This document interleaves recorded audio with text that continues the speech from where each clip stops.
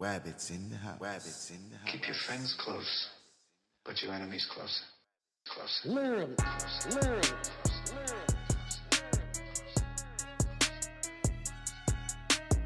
Rabbits in the house. Rabbits in the house. Rabbits in the house.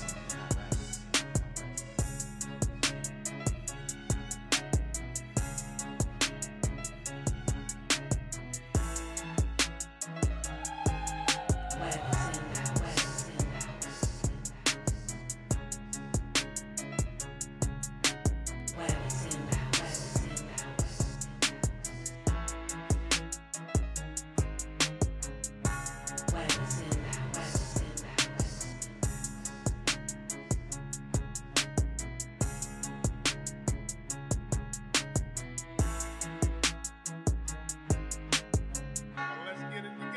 Rabbits in the house. Get it together. Rabbits in the house. Let's get it together. Rabbits in the house. Get it together. Rabbits in the house. Come on, get it together.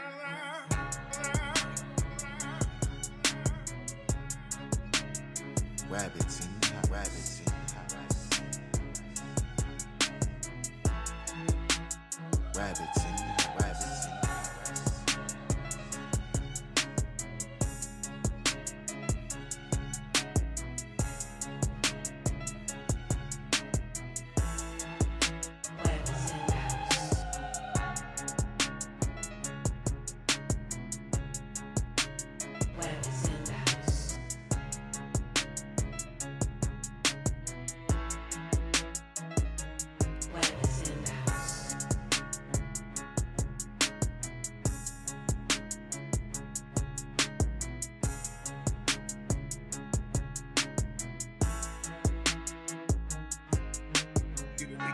Rabbits in the house. Rabbits You in better the get it house. together. We gon' get it together. Rabbits in the house. Rabbits Get in it the together. house.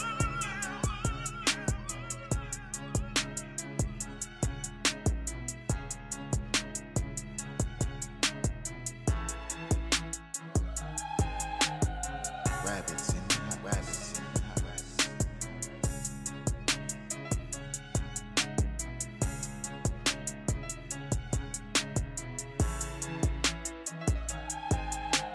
Get it together. Rabbits in the house. Rabbits You in better the get it house. together.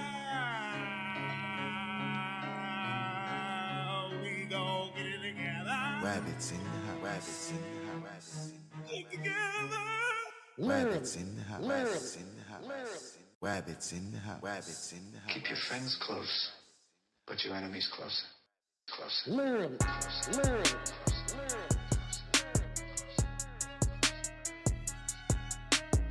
Rabbits in the house. Rabbits in the house. Rabbits in the house.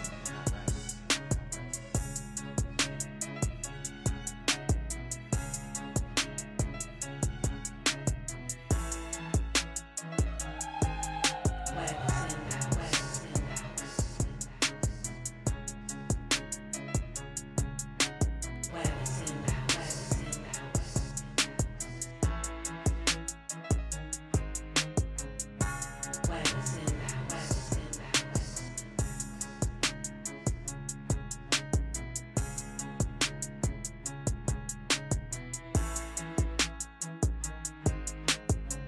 Let's get it together. Rabbits in the house. Get it together. Rabbits in the house. Let's get it together. Rabbits in the house. Get it together. Rabbits in the house. Come on, get it together.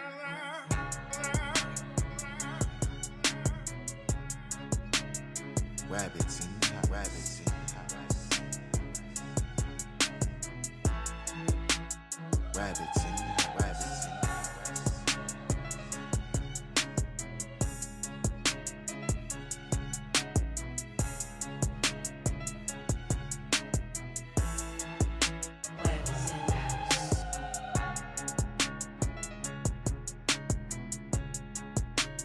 Rabbits in the house.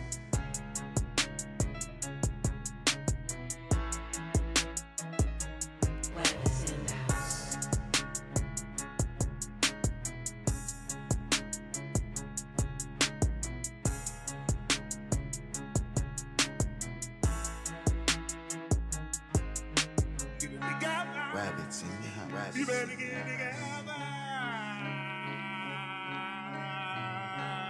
We gon' get it together.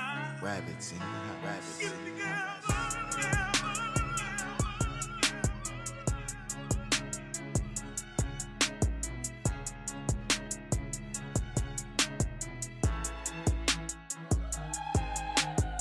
Rabbits in the house. Rabbits in the house.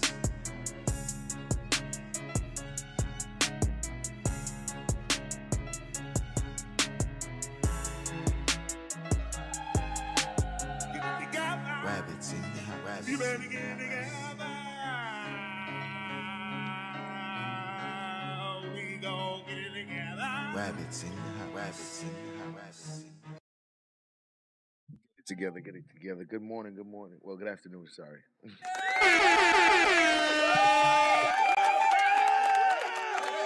Good afternoon. Good afternoon, people. Shout out to the chat. Shout out to the chat. How y'all doing? Jay Motherfucking Deb, Ruby, Uncle L, Miss Eve. Good morning. Good afternoon. Good afternoon. I'm still in the morning time. Evolve me. Let's to the YouTube God in the building. How y'all doing? How y'all doing? Good afternoon, Mrs. Baker. Good afternoon. Good afternoon. Welcome to another episode. We are part 9, where we've been covering the village of Dolton. The village of Dolton. Hold on. Can't read the mic. Oh, I know what it is. We've been covering the village of Dolton and the board meetings. Johnny Blaze, 2 reactions. Just Jay. We've been covering the board meetings. They have other meetings. They have finance committee meetings. They have public works meetings. And I try to keep this limited to just the special board meetings or the board meetings. I'm learning there's a lot more ins and outs going on outside of that stuff, so I'm gonna be checking that out. I'll probably do uploads on that. But today, continuing where we left off, we are at September. Let me get the date correct. Let's get the date correct. September 20th. We are at September 20th, 2021, at a board meeting. They had a meeting prior to this. It was a Public Works Committee meeting. Not exactly sure how it went, but a couple days before this, about 5 days prior to this meeting, they did a Public Works Committee meeting. Not sure how that went, but this board meeting is right after that, and if anything went wrong in that was it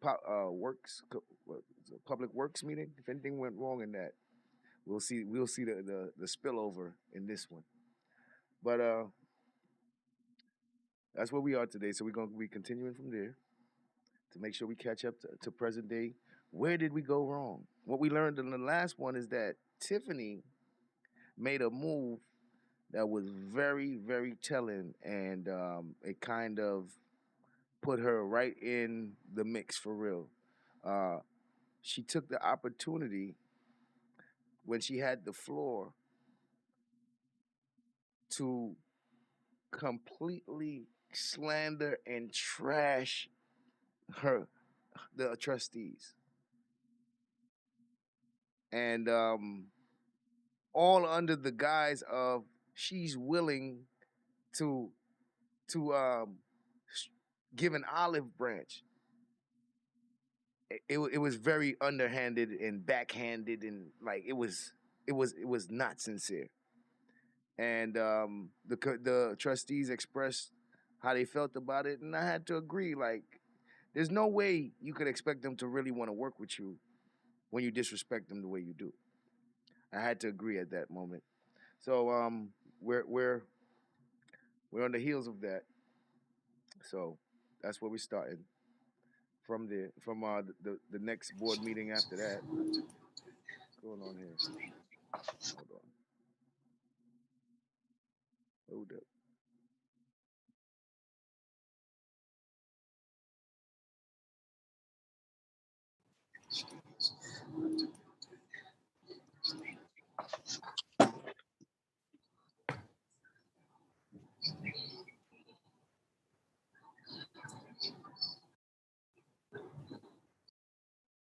Hold up. Something with this codec here.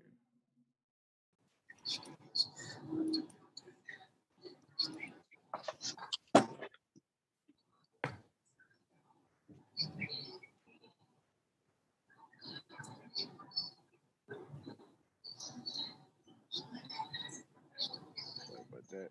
Hold on. Okay, we're live. Gotta get the video up. Can't get the video. Hold on.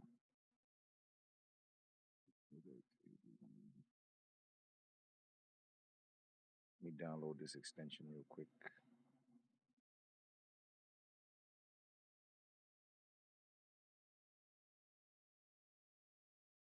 Let me download these extensions real quick so the video can play.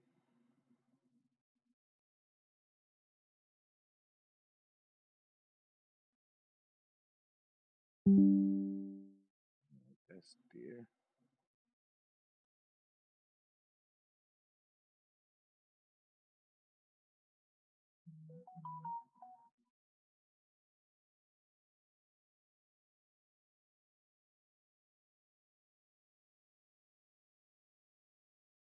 All right, it should be working now. There we go. Look at that. Look at that. Just like magic. Just like magic. I swear, I already own this. I need to sign in. Give me 1 second, y'all.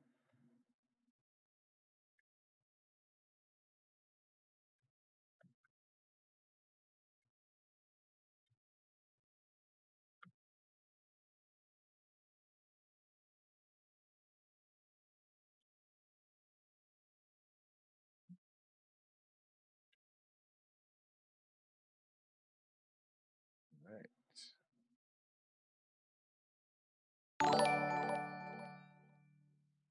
Shout out to Thick Cut. Shout out to Thick Cut. Shout out to the chat. Shout out to the chat, man.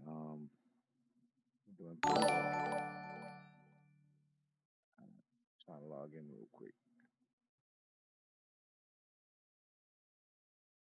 All right, we don't need to do that right now. All right, we don't need to do that right now. Let me do what I'm supposed to do. Oh, stuff. Oh, shoot. I didn't even realize what's happening. I didn't even realize what's happening.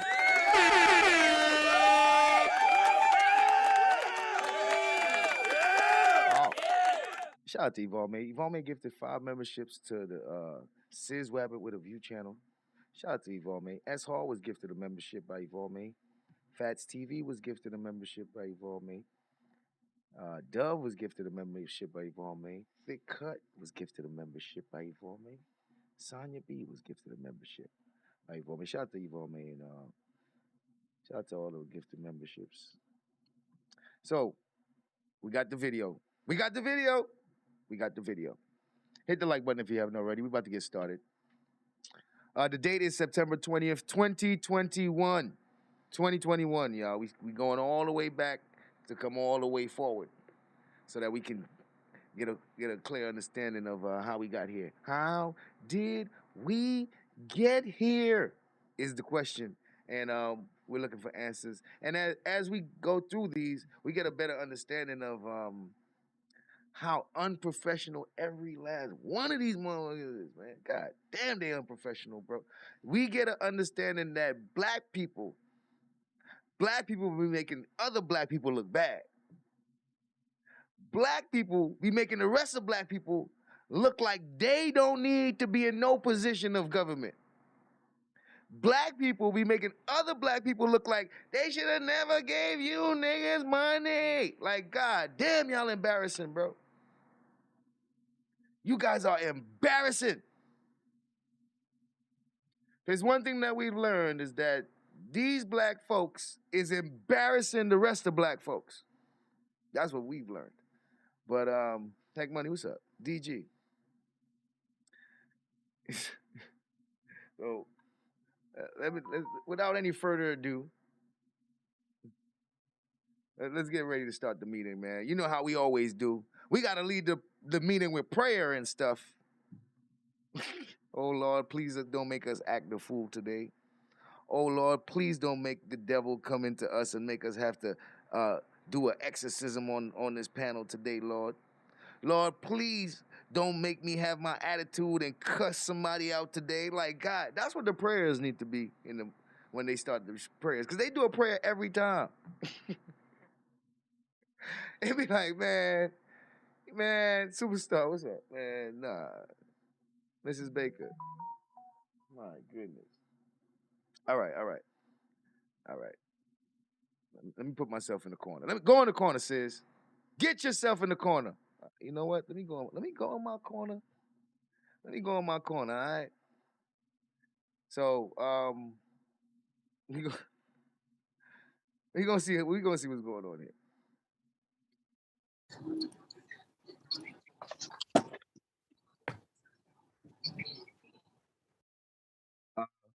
As a reminder, we do have a currency system in the chat called carrots. They allow you to use memes. With the commands, you can have memes pop up on the screen. It costs carrots, which you accumulate from interacting in the chat. You can accumulate carrots, or you can buy some. But for the most part, you accumulate carrots from typing in the chat. And at any time, you can use them throughout the show. It'll pop up on the screen. You'll see a meme. Sometimes it becomes real interactive. No sound effects, just memes. If you want a list of memes, you can just do the command MEMES, exclamation mark MEMES, and Nightbot will give you a list of the memes that you have available that you can use. All right, try them out. Feel free. They cost 500 carats. A lot of mercy.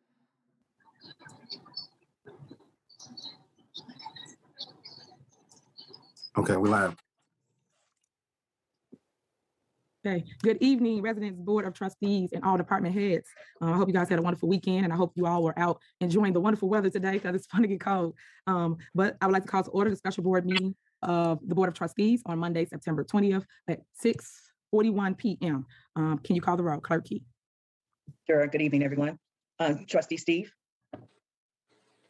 Present. Trustee Norwood. Present. Trustee Belcher. Here. Trustee Holmes. Present. Trustee Brown. Present. And Trustee House. Trustee House. Trustee House? I did see his name earlier. I don't see him now. House? Okay. He probably called back in, so just mark up for absent. So we do have a quorum. Anybody Yes. seen House? Okay, thank you so much. And if anybody that's on here, can you please mute your mic if you're not speaking? I see a lot of people with mics not muted, so you can, so we don't get any of your background noise, please.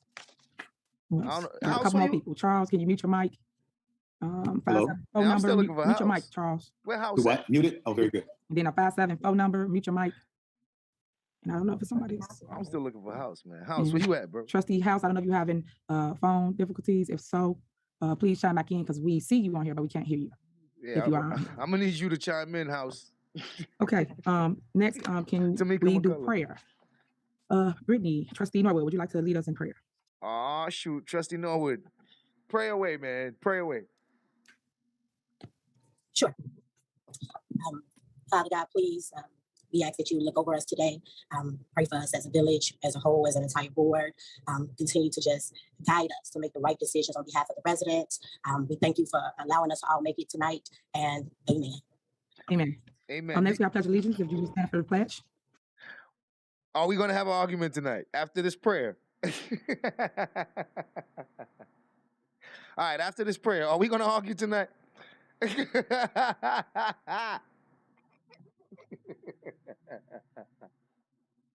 I would think the prayer would create an atmosphere where, you know what, we prayed. Like, this is gonna go well, okay?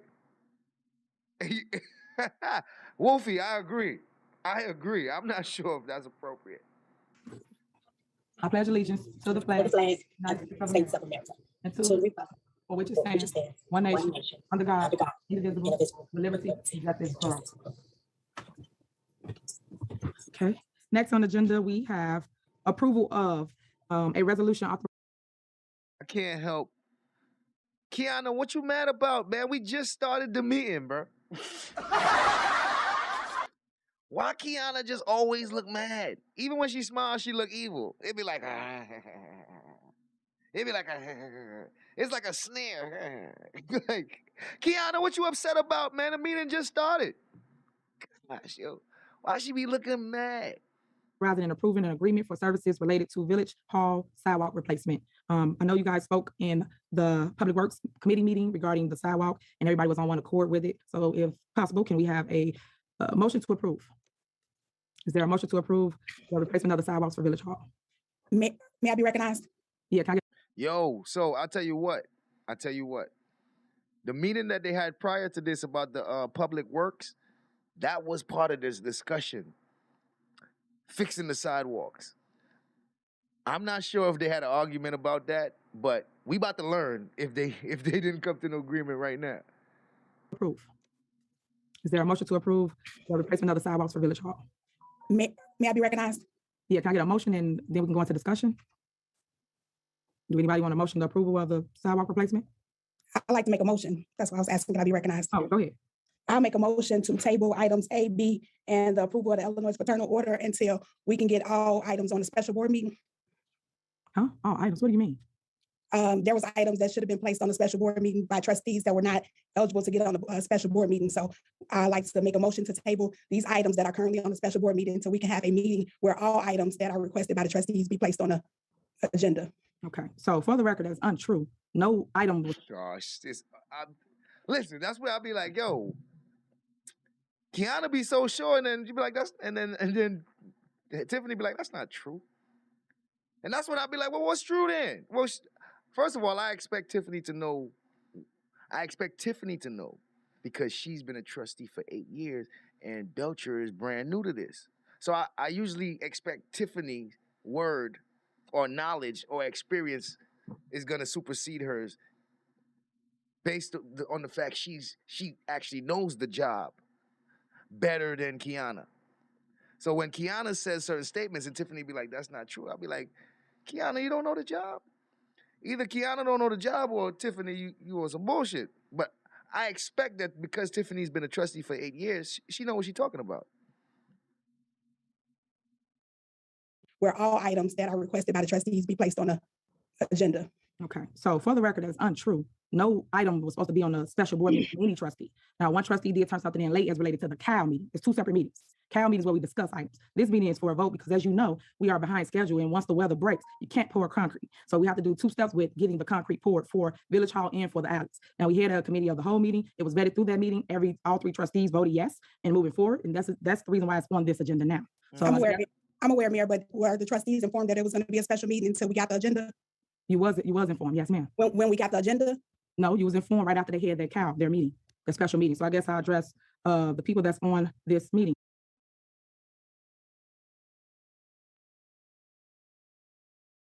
They're always behind schedule because a lot of stuff be causing them to be behind schedule. I ain't gonna lie. The mayor was trying to be on schedule. She's behind schedule because the trustees be like, man. The trustees, listen, one thing we're gonna be clear about, a lot of the behind schedule is because of the trustees. We're not gonna even argue that. Like, whatever the reason is, whether they got a legitimate reason or not, a lot of the behind schedules is because of the trustees. Legitimate or not reason, it be them. Dana Dane. Yeah. See what's going on? Like, when it seems to me that Kiana be thinking that stuff's supposed to go a certain way, and she just don't be knowing exactly how it work. Because Tiffany be correcting her a lot. Bro. And it'd be like, damn, Kiana, you don't know this? Because when Tiffany correct her, It's almost like Tiffany's like checking her on, what are you talking about? That's not how it works. It works like this. And it'd be like, damn, Kiana, you ain't know how it works? So Kiana be sure a lot. And then Tiffany be like, you don't know what you're talking about. We got the agenda. No, you was informed right after they had their meeting, the special meeting. So I guess I'll address the people that's on this meeting. Public Works, Trustee Brown, are you want to table this again? And then Trustee Steves, you all agreed to go this way. Yes. Wait a minute. Steve's got the baby on the camera. What kind of government what the hell? What kind of board meeting where the man got the baby on his lap? Yeah, what you said? Hold on. Gotta burp the baby. Yeah, hold on. I got my vote. Yeah, I motion to table it till next week. Hold on. I gotta burp the baby. Like, what we doing here? This is government stuff, bro. I can't do with this, bro. I swear, these people surprise me every time. I be like, what do we do? Bro, black people, this is why they can't take us serious, bro. Because we got the baby at the goddamn board meeting making votes on government.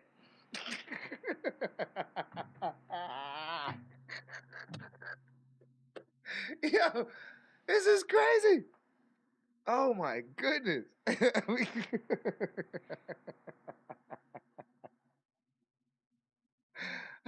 Works, Trustee Brown, are you want to table this again? And then Trustee Steves, you all agreed to go this way. Yes, I want to table it. So you want to table it? Okay, and so do you, Trustee Steves? Yes, until we have a special board meeting because I attempted to put something on the agenda and it did not get on there because the board wasn't properly notified. So when we can pass this and put this that I requested to get on the agenda at the same time.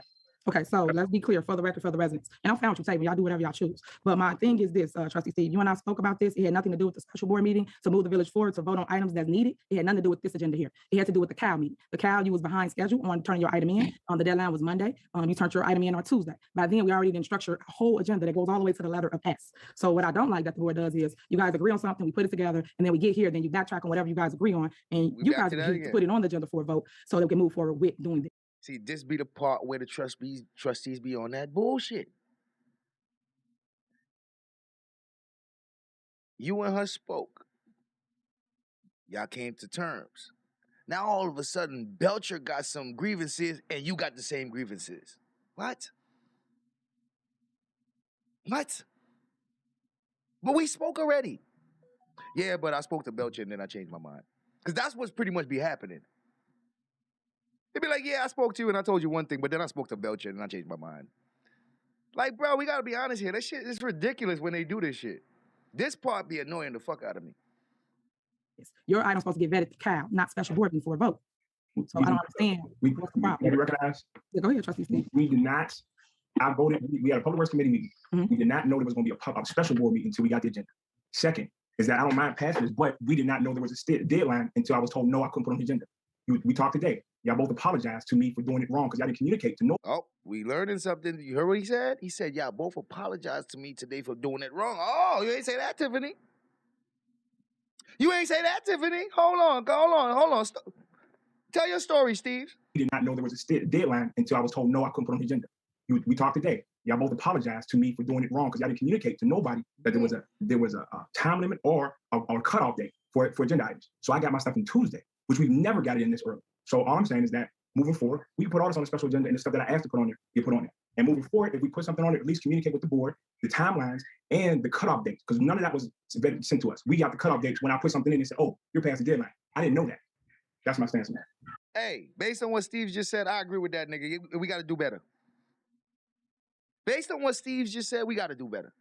We need to make this run more smoothly. Absolutely. Like, you can't be dropping stuff on me and we don't know the last minute, and then I go try to get something done and then I find out that I can't get it. No.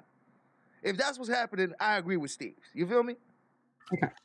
If someone's behind on a time frame, there's no reason to stop process for the Village of Dolton. I'm going to honor the request of the Board of Trustees, and I'm going to table all the items that's here. But for the record, we did nothing wrong. Everyone, and this is me saying it publicly, your mayor. The deadline for items to go on any agenda is Monday by 5 p.m. 5 p.m. on Monday. If you do not have it on there to the clerk or to the village administrator, it will not go on the agenda. You guys asked me to follow rules. I need y'all to do the same. If there's a rule, based on what she's saying, if there's a rule that says that, yo, by 5 p.m. on Monday, all agendas got to be in, or else it won't be in. They should know that already. The trustees should already know that. And if they know that, then why you ain't get your stuff in before that time? See, that be where I start getting annoyed, because the trustees been there for a lot of years, so they already know that. So then don't play this game. If you do not have it on there to the clerk or to the village administrator, it will not go on the agenda. You guys asked me to follow rules. I need y'all to do the same. It can't be I follow rules, but y'all don't follow the rules. So everybody knows, this is me saying it to you guys. Monday is the deadline to have items for consideration to go onto the agenda by 5 p.m. 5 p.m. is the deadline. If we hear anything after today about agendas not being able to be done in time, that's because it's trustees again. That got to be on the trustees, because at this point now, see, I put them on them like, yo, it should be, they should have known. There's already a standard there set. They all should know when it is. They all should know when it is. And if the trustees don't know, that's because they ain't doing their job. So at this point, anytime they ever come up with some shit about, oh, we wasn't able to do it because their deadline, bro, you know the deadline is by 5 p.m. on Mondays. We not playing this game no more. Make sure we don't hear this excuse ever again. So, okay, there's a motion. Is there a second to table? Second. Okay, can you call the roll? Clerk Key.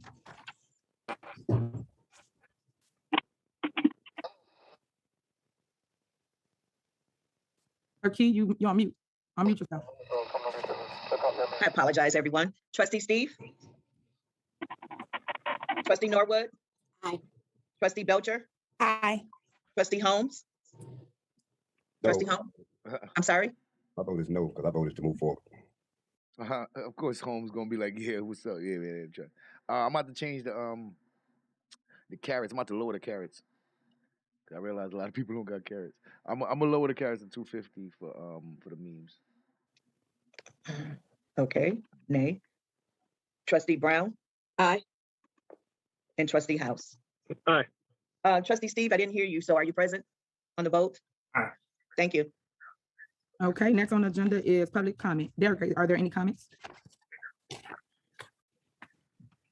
Not at this time. All right, moving on. We're going to go right into the next agenda. We have a long agenda, so you guys say your comments, whatever it is you choose to do, and we will move forward. I'm going to go to general announcements. So let me say this for the record, though. For the record, we're starting our committee of the whole at 6:50 p.m. With the Board of Trustees, and I guess we do roll call again. Can you do roll call, Clerk Key? Yes. Trustee Steve? What's up, Thaddeus? Trustee Norwood? Aye. Trustee Belcher? Here. Trustee Holmes? Here. Trustee Brown? Present. And Trustee House? Present. All right, everyone's accounted for. Next, we have any trustee or department head, y'all have any general announcements? Yes. Okay, Trustee Norwood? I would just like to invite all the residents out to a trustee movie in the park with the trustees. It'll be on 9:30 Thursday night, September 30th, 2021, and it'll be inside of Dolton Park. So all is welcome, all Dolton residents. We're going to have refreshments, and we want you all to bring the entire family out to come and have a great community time. All right, thank you. Any other trustees? May I have an announcement? This is Trustee Brown. Yes. I would like to announce to the residents that Cook County has a COVID-19 recovery utility assistance program, and it is to assist residents with gas and electric relief, furnace repair or replacement. They did have water assistance, but it's for the city of Chicago residents only. And that information is available via website, cookcountyil.gov. So if anybody's interested in that relief, go to cookcountyil.gov for that information. Thank you, Mayor. All right, thank you. Anyone else? You know, Mayor. Okay, Trustee Norwood. Oh, okay. I'm sorry. Just real quick, two quick things. One, in regards to my youth committee, I just want to thank all the trustees. I'm going to be giving carrots to everybody that type it in the chat. So as the video is playing, if you typed in the chat, I'm going to be giving you some carrots. It's going to be enough to get you started. The carrots is down to we got the carrots down to $2.50. I just fixed them. So the memes are at $2.50 carrots right now. I'm be giving carrots out right now. Thank you, Mayor. I invited you all to come out. I'm currently partnered with Dolton Park, a basketball team, and we went out to the Sky Game yesterday. So I want to thank all the investors that made it possible. I'd like to thank the trustees for the team effort. I appreciate it. The ladies had a great time, and so did I. And then I also would like to let all Dolton residents know that if you all have anyone in the home between the ages of 3 and 17 years old, Coach Russell at Dolton Park, he is looking for 3 to 17-year-olds who are interested in Panda Sports and Agility Academy. So anyone interested in making sure we spend the rest of the time outdoors and just get a little outside time and staying active, feel free to contact Coach Russell. His phone number is 773-717-4716, and it's only $25 for the 2 days. So feel free to contact us regarding sports. Thanks, Mayor. Right. Thank you. Anyone else? Yes, this is Trustee Steve. May I be recognized? Yes, go ahead, Trustee, please. I would like to thank everyone for coming out to the first Tea with the Trustees. It was well attended. We had Attorney Mario Reed out, and he gave a lot of good information about the taxes in the Southland. We will have the next Tea with the Trustees is going to be the second Saturday of each month. The next one we're going to be dealing with health and wellness. So please come out, look for the announcement, look for the email in your email. And thanks to everybody, trustees. We all came together and pulled it off, and it was well attended. And the residents really enjoyed it, and they walked away with some vital information. So thanks to everyone that came out, and look forward to the next one. All right, thank you. Anyone else? Yes, may I be recognized? Trustee Belcher? The Shriners Outreach Mecca Temple #2 and Daughters of Sphinx Carter Court has been started our first Dolton Senior Food Distribution. It's in partnership with the Neighborhood Housing Services. It'll be every other Friday from 2 to 4 at 14141 Martin Luther King Drive in the back entrance. That's for Dolton seniors. It started on Friday and it'll be every other Friday. So the next one is October 1st for Dolton seniors from 2 p.m. to 4 p.m. at 14141 Martin Luther King Drive. If anybody has any questions, Dolores Paschal can be reached at 773-551-9057. Thank you so much. Okay, anyone else? All right, that concludes general announcements. Next, letter A, starting with discussion. Every item that's going to be read today is all for discussion. Discussion and possible action regarding resolution 21- related to the fire department reporting software from ESO Solution Corporation to replace the current FH fire reporting software to integrate the Village of Dolton Fire Department emergency response reporting with Dailies, Buds, General Central Dispatching and Billing Services. Chief Pete McCain. Thank you, Mayor. Good evening to you, Madam Clerk, Board of Trustees, department heads, and residents of Dolton. As the Mayor just stated on the agenda tonight is for your board's approval to review and in regards to the ESO Solutions, which is an updated fire service software. Basically, every fire call that we respond to needs to be input into a software system for grants and things of that nature. With the billing system and with our dispatch center, we're seeking to upgrade the system, which bought out our current firehouse software, which is going to be antiquated shortly. And we need to take steps to move forward so we don't become redundant and we get ahead into the 21st century as far as report writing. The ESO Solutions report modules will include us to be able to put our property maintenance in there for fire inspections, our fire incidents, which we currently do, hydrant testing, and be able to have really good information that we can pull up instead of digging through old paperwork, CAD integration with our computer-aided dispatch center, and online training and scheduling. So it'll be able to be a one-stop shop at our fingertips, be able to have the proper information and reduce redundancy and be able to have the systems speak to each other between the billing company, the dispatch center, as well as our report writing. Any questions on this so far? Anybody got any? I'm sorry, Mayor? Does anyone have any discussion? No? Okay, so basically I just need a consent from the board as it relates to moving forward. So let's start with Trustee Norwood. Aye. Okay, Trustee Brown. Aye. Trustee Belcher. Aye. Trustee Holmes. Aye. Trustee House. I agree. Trustee Steves. I agree. Okay, so there you have it, Chief McCain. You have six ayes, so it will be on the next agenda for a vote. So thank you so much.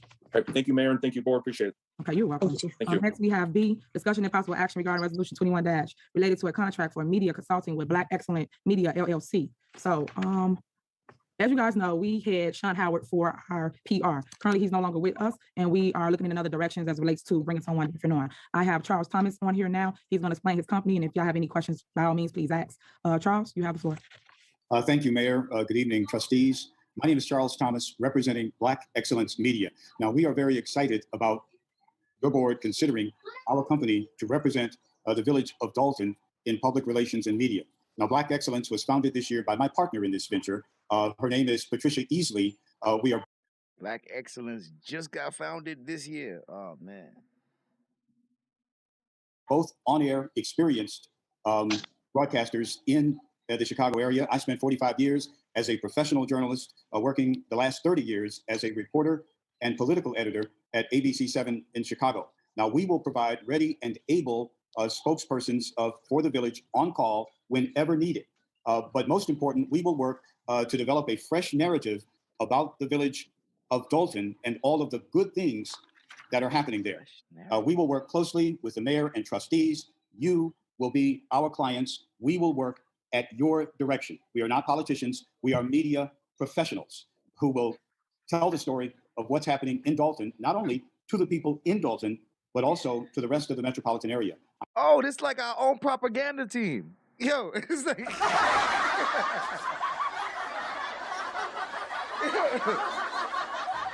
this is like oh, like our own personal village propaganda team. Okay, like they.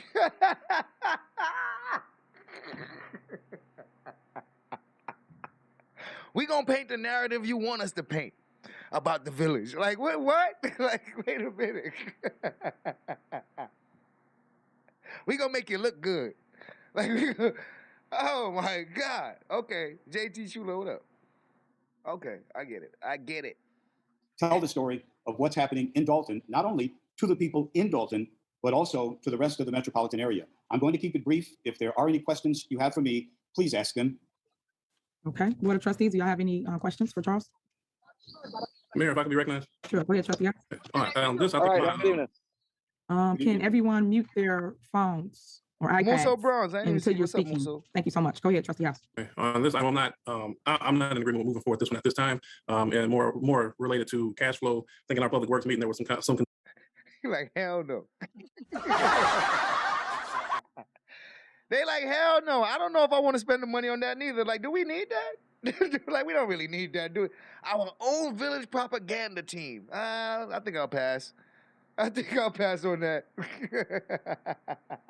concerns raised about the cash flow, being able to pay for onboarding the 3 new customer service reps in there, as well as concerns mentioned around the bond and information that I have not been able to get, or I'm getting kind of piecemealed. Just has me concerned about cash flow. So at this time, I'm not in favor of moving forward. I think there was an effort with our previous consultant. Maybe things did not work out, but I think from a cash perspective, I want to reassess before moving forward with this consultant. Okay, anyone else? I feel the same way. I do know that Chris stated at the Public Works meeting that I ain't gonna lie. I expect y'all to feel the same way House feels. However he feel, I expect y'all to feel that way. I ain't gonna lie, man. I'm not surprised. we have to sort out some things and we're waiting for something to come. So I like to wait before prior to moving forward. Slim with 2 M's. Salute, bro. Talk to Chris more. Okay, anyone else? I would as well. Only reason why is because of the 3 part-timers that we are unable to hire in Public Works. And the Stacy did remind us there is a great need for these 3 people to be hired in Public Works. Okay, is there any other trustee or? Okay, for the record for myself, I think we need PR, as you guys saw over the last several months being in office. We need a spokesperson for the village. That was already budgeted in the previous budget. So all I'm doing is replacing what it's missing now. So it's no new money. So that's why I was hoping the Board of Trustees will be in favor of this, because this is needed when something happens. You need someone to call on. And as relates to everyone saying that we can't hire public work people, that's not true. That also was budgeted and put in the budget. So I don't understand where you guys getting your information from saying that we can't hire public works part-timers. That is listed on the village. Hold on, let me hear this one more again. In favor of this, because this is needed when something happens. You need someone to call on. And as relates to everyone saying that we can't hire public work people, that's not true. That also was budgeted and put in the budget. So I don't understand where you guys getting your information from saying that we can't hire public works part-timers. We all see that. We all listen. They all have access. That to is the listed on the village website, and they all got access to the numbers, especially Mr. House, man. So when I start hearing the I don't know what I'll be like, you the finance committee leader. You know all the numbers, House. Stop playing. I'll be like, man, why are they playing these games? Are in the process of hiring people to work in PW. So, Mayor, can I be recognized? Sure, go ahead, Trustee. We were told that in the meeting by Administrator Brown. So we were told that in the Public Works meeting that we will not be able to hire those 3 candidates for those positions. All right, so there you go. Okay, so Trustee. Now that explains. You see some of the things that don't be the mayor doing it. So it seemed like the mayor didn't even know that the people at the committee told her that at Public Works. Because the mayor's over here like, I don't know where you would be getting this information and where y'all getting these numbers from. And then here she goes, she's like, well, that's what we was told by the Public Works people. So the mayor looking like, damn, I didn't know that. So you know what I think the biggest issue with these people is lack of communication, bro.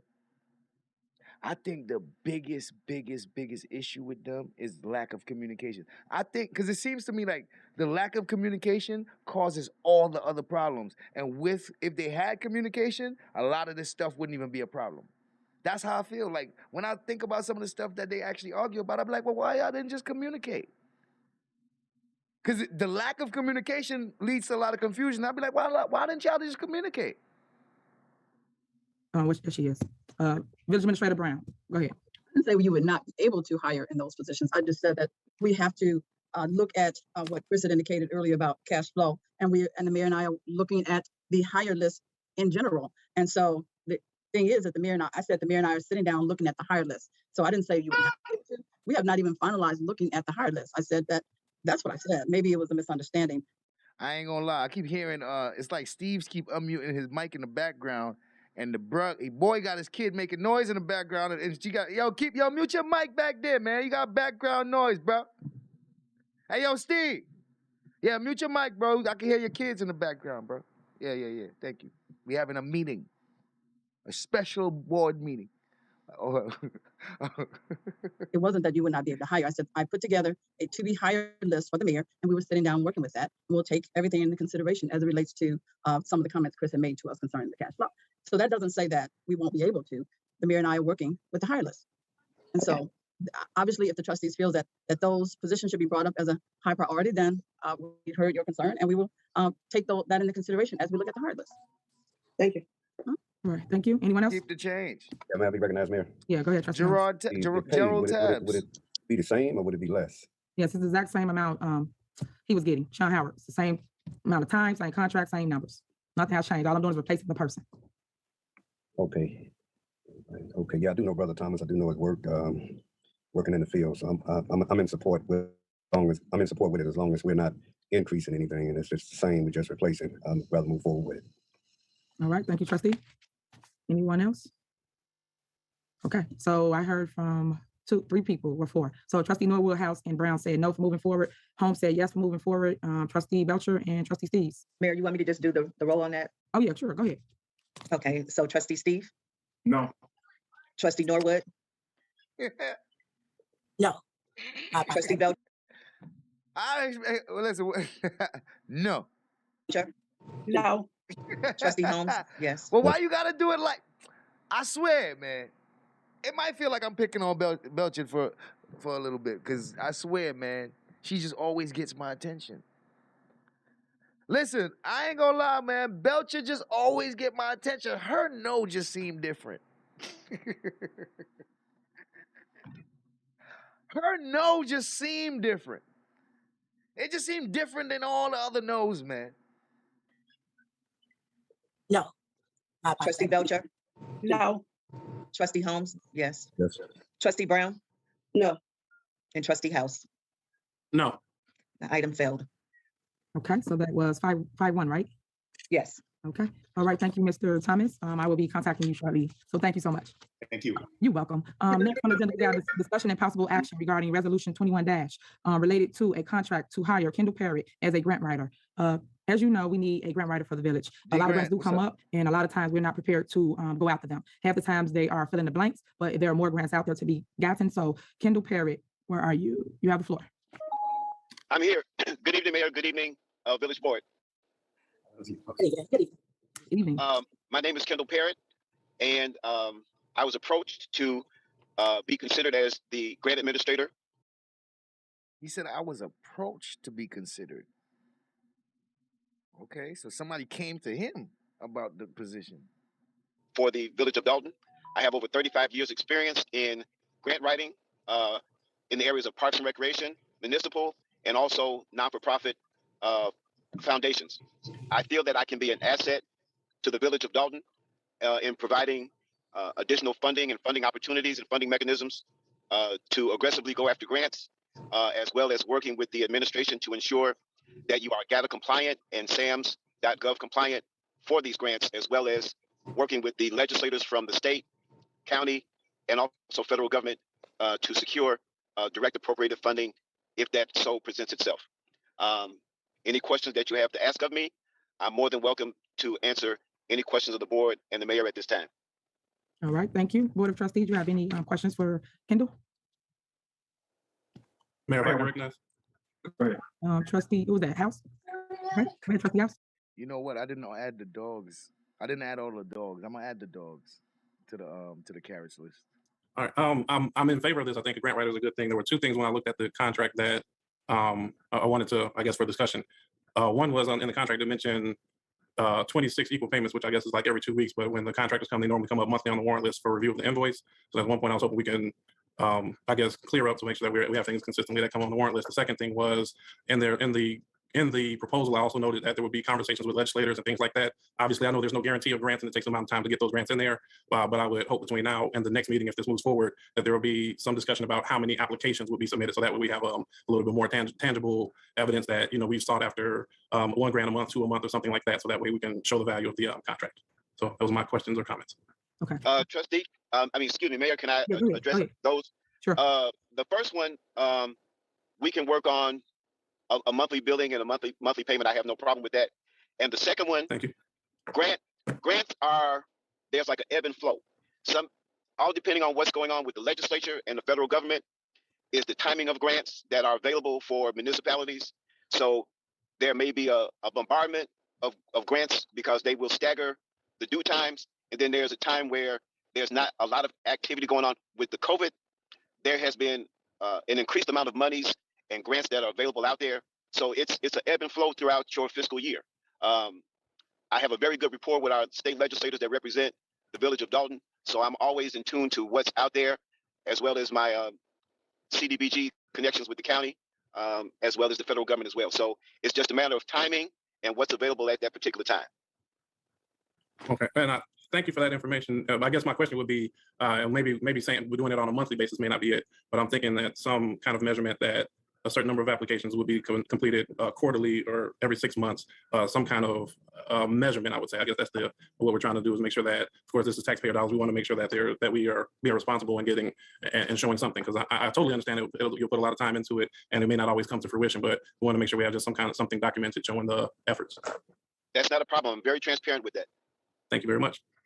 All right. Any other trustee? Okay. Clerk Key, can you call the roll? The consent Mayor. report. Okay. Sorry, Trustee Norwood, go ahead. Real quick question for you, Mayor. And just in regards to because I'm in agreement. I guess my question is just similar to what Trustee House was saying. I guess I understand that they come up every now and then, but as long as it comes across the board in terms of like his report in regards to what he's doing, and I'm wondering, let's just say for myself, can I also ask him, can he work on youth grants and for our committee also? Yes. Okay, perfect. All right, thanks, Mayor. All right. Mayor, I have a question. This is Trustee Brown. Go ahead, Trustee Brown. Okay, for Mr. Kendall, have you ever written any municipal grants? Yes, I have. Matter of fact, the second grant I wrote was back in the 1980s under the Johnson administration. We did $350,000 of lighting upgrades in alleyways in the city of Harvey during that time. So I'm very familiar with municipal grant writing. And just to share something with the board so that you'll understand, a grant is merely a story that you're telling to someone that has funds that you're trying to go after. So the stronger your story is, the greater the opportunities for getting funding. Okay. Anyone else? Okay. Village Administrator Brown. Yes, I just wanted to add to what Mr. Kendall was saying to let the trustees know that not only do we want Mr. Parrott to apply for grants, but we also want him to manage our grants. In other words, be the grant administrator. So once we get grants, someone has to make sure that we stay in compliance. Someone has to make sure that we are sending in the reports in a timely fashion. So all of those things are going to be things that will help to that we will be asking Mr. Parrott to do as well. So those will be very time-consuming tasks because we have to make sure that we are in compliance with the grants. I just want to make sure they know that he's not just preparing applications, but he's also administrating our grants. Thank you. All right. Thank you. Clerk Key, can you call the roll? Okay, Trustee Steve. Trustee Steve. Yeah, I agree. Moving forward. Let's move forward. Okay. Norwood, Trustee Norwood. I agree. Trustee Belcher. Aye. Trustee Holmes. Unmute your phone. Okay, thank you. Trustee Brown. Aye for Trustee Brown. And Trustee House. I agree. Okay. All right. 6-0. Next on the agenda, we got discussion and possible action regarding resolution 21- related to a contract to hire Agile Technology LLC to perform weekly COVID-19 testing on unvaccinated Village of Dolton employees, unless an employee. Yep, you're gonna be trying to get some money for the city. That's what you're gonna be doing for the town. has a religious or medical exception. Basically, this is on the agenda because I'm trying to make sure that the village is in compliance with the rules going nationwide. The president and the governor has announced that everyone must do weekly testing if you have not been vaccinated. I know a lot of people are already doing this, and I want to make sure that we are on one accord as relates to our employees. Some of our employees are vaccinated and some of them are not, but I would like them to do the weekly testing so that people not walking around being asymptomatic and can't get or have COVID and not even know it. So it's like a protection device for us and the residents. And then we walk around and talk to every employee. So I don't want anyone to become ill. So Agile Technology is here to do a presentation so they can come and test the employees. The test they do have is two different types. I'm gonna let him explain them. I'm just say this, then I'm gonna give you the fluoride. One is the finger prick, which is really awesome. I've done it several times. It's blood, it's like a pregnancy test. I hate to use this formation, but that's the best way I can describe it. They poke your finger, squeeze out a little blood, put it on a little device, and then 1 line, 2 lines, I don't know all of them, let me tell you. 1 means you got it, 2 means you don't, something like that. And then it also tells you if you ever had COVID. And then he also has the nasal one as well. So Rod, if you will, the floor is yours. Thank you so much. Let's see if I can get, if I can have permission on the video, or maybe you all don't want to see me. Sure. Yeah, share your screen, Derek.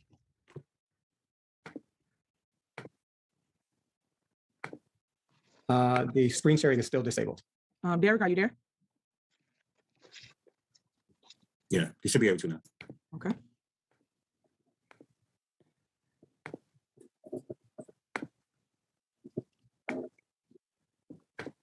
Okay, and if you all can see my screen, please let me know. Yes. Yes. Okay, great. So let me get up to the.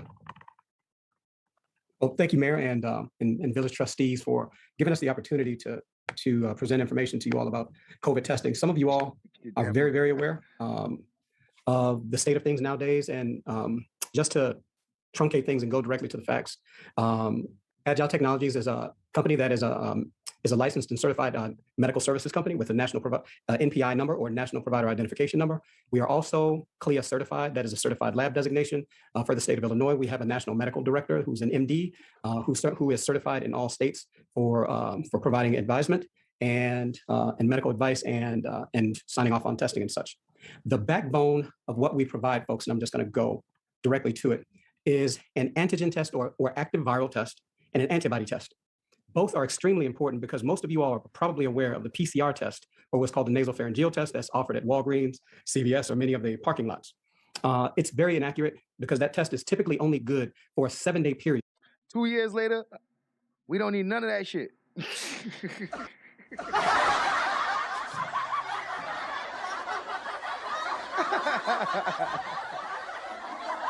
Oh, man. 2 years later, we don't need none of that shit. All right, now. Shout out to all the money spent.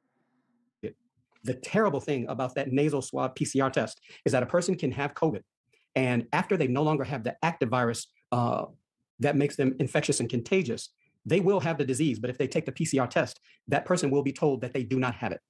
Because of the shedding of the virus, they will continue to infect people. And let me just give you all some statistics. With the Delta variant. Talk about fear-mongering. It carries a viral load up to 1,000 times more in the mouth and the nose, and it produces up to 1,000 times more of the virus in the body.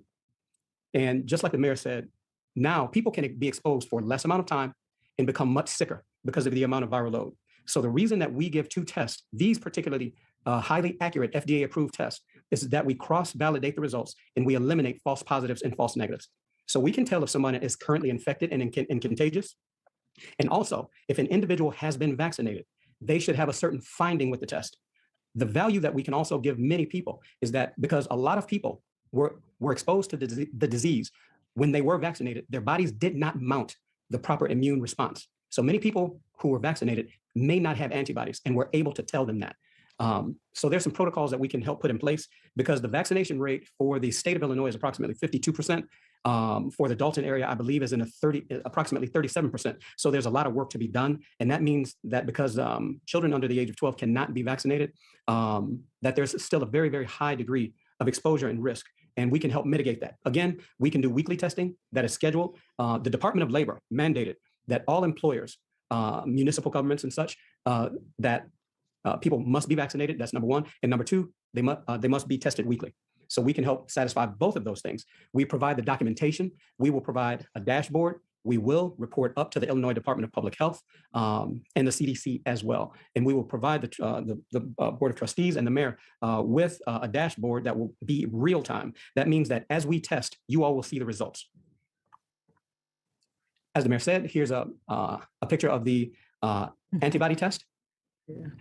The reason that both of these tests are really good, folks, when you take the nasal swab test, you have no idea of knowing whether that swab is a good diagnostic tool itself, if it has been compromised. There have been many, many cases where thousands of the swabs have been deemed to be damaged, have not had the right amount of reagent, did not have the right preservative. That is something that we eliminate with both of these tests that get the results in 10 minutes, not 7 days, not 5 days, not 3 days, not 10 days, not 2 weeks, not 2 days.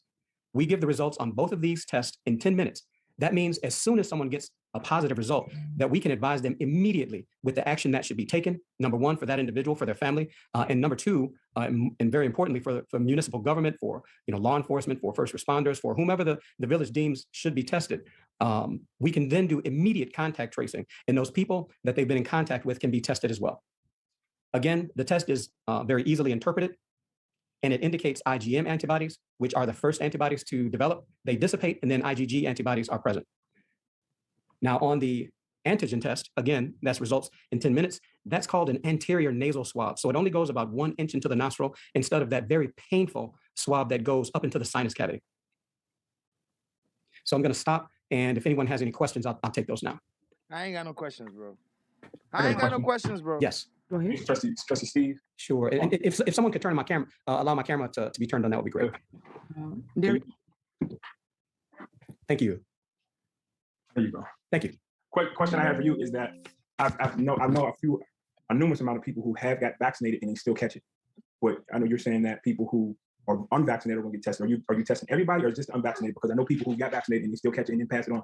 So here's a very good point. And here's the reason that everyone should be tested.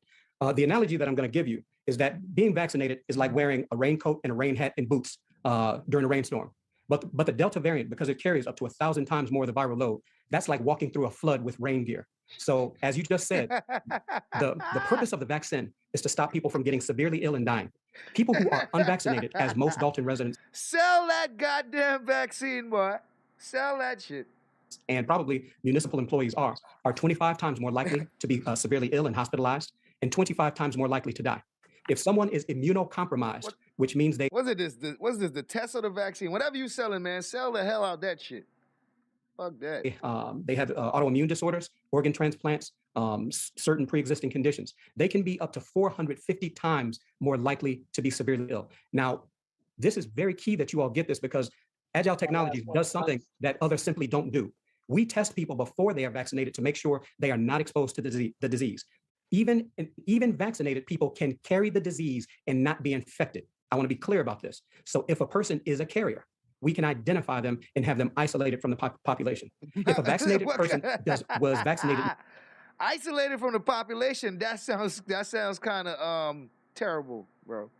That sounds terrible, bro. Isolated from the population. Maybe 5 or 6 or 7 months ago, they need to be tested on a regular basis as well to know how long their protections, the antibody protections last. Franklin, what up? I'm going to be very careful about when I say this, but when the CDC announced or the FDA that the third dose that they're calling a booster, and let's be clear, the booster shot is nothing but a third dose of the same vaccine. The Moderna vaccine is much more effective than Pfizer at this point. And they're not even talking about Johnson & Johnson because it's a single shot vaccine that was intended for undeveloped countries. Why is he saying vaccine? Is that something different? What you mean vaccine? Why are you saying vaccine? Is that another word for is that another way to say vaccine?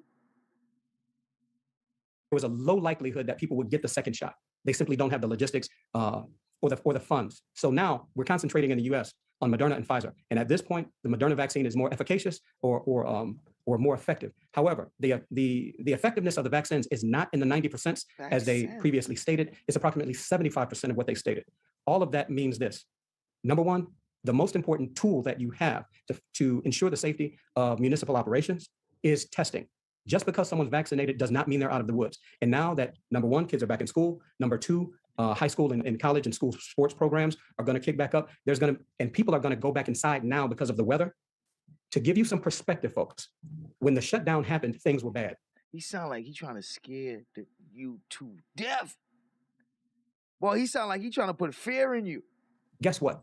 They are 4 times worse right now as we speak. So a very, well, number one, we can do testing on site anywhere. We can staff as many locations as we need to as well. In addition to that, we're gonna make every effort. Yo, can somebody mute, hold on, can somebody mute their mic, bro? All that noise in the background. Steves, is that you? Speaking, can you please mute your phone? Bro, they got music playing and stuff. What's going on, man? What the hell? We doing a meeting. I think it's a Mr. Smith. Mr. Smith or whoever that is. Smith, I see you muted. Yep. So. Damn, Smith. The hell wrong with you? Smith over here playing love songs and stuff in the meeting. Number one, we're gonna staff as many locations as we need to.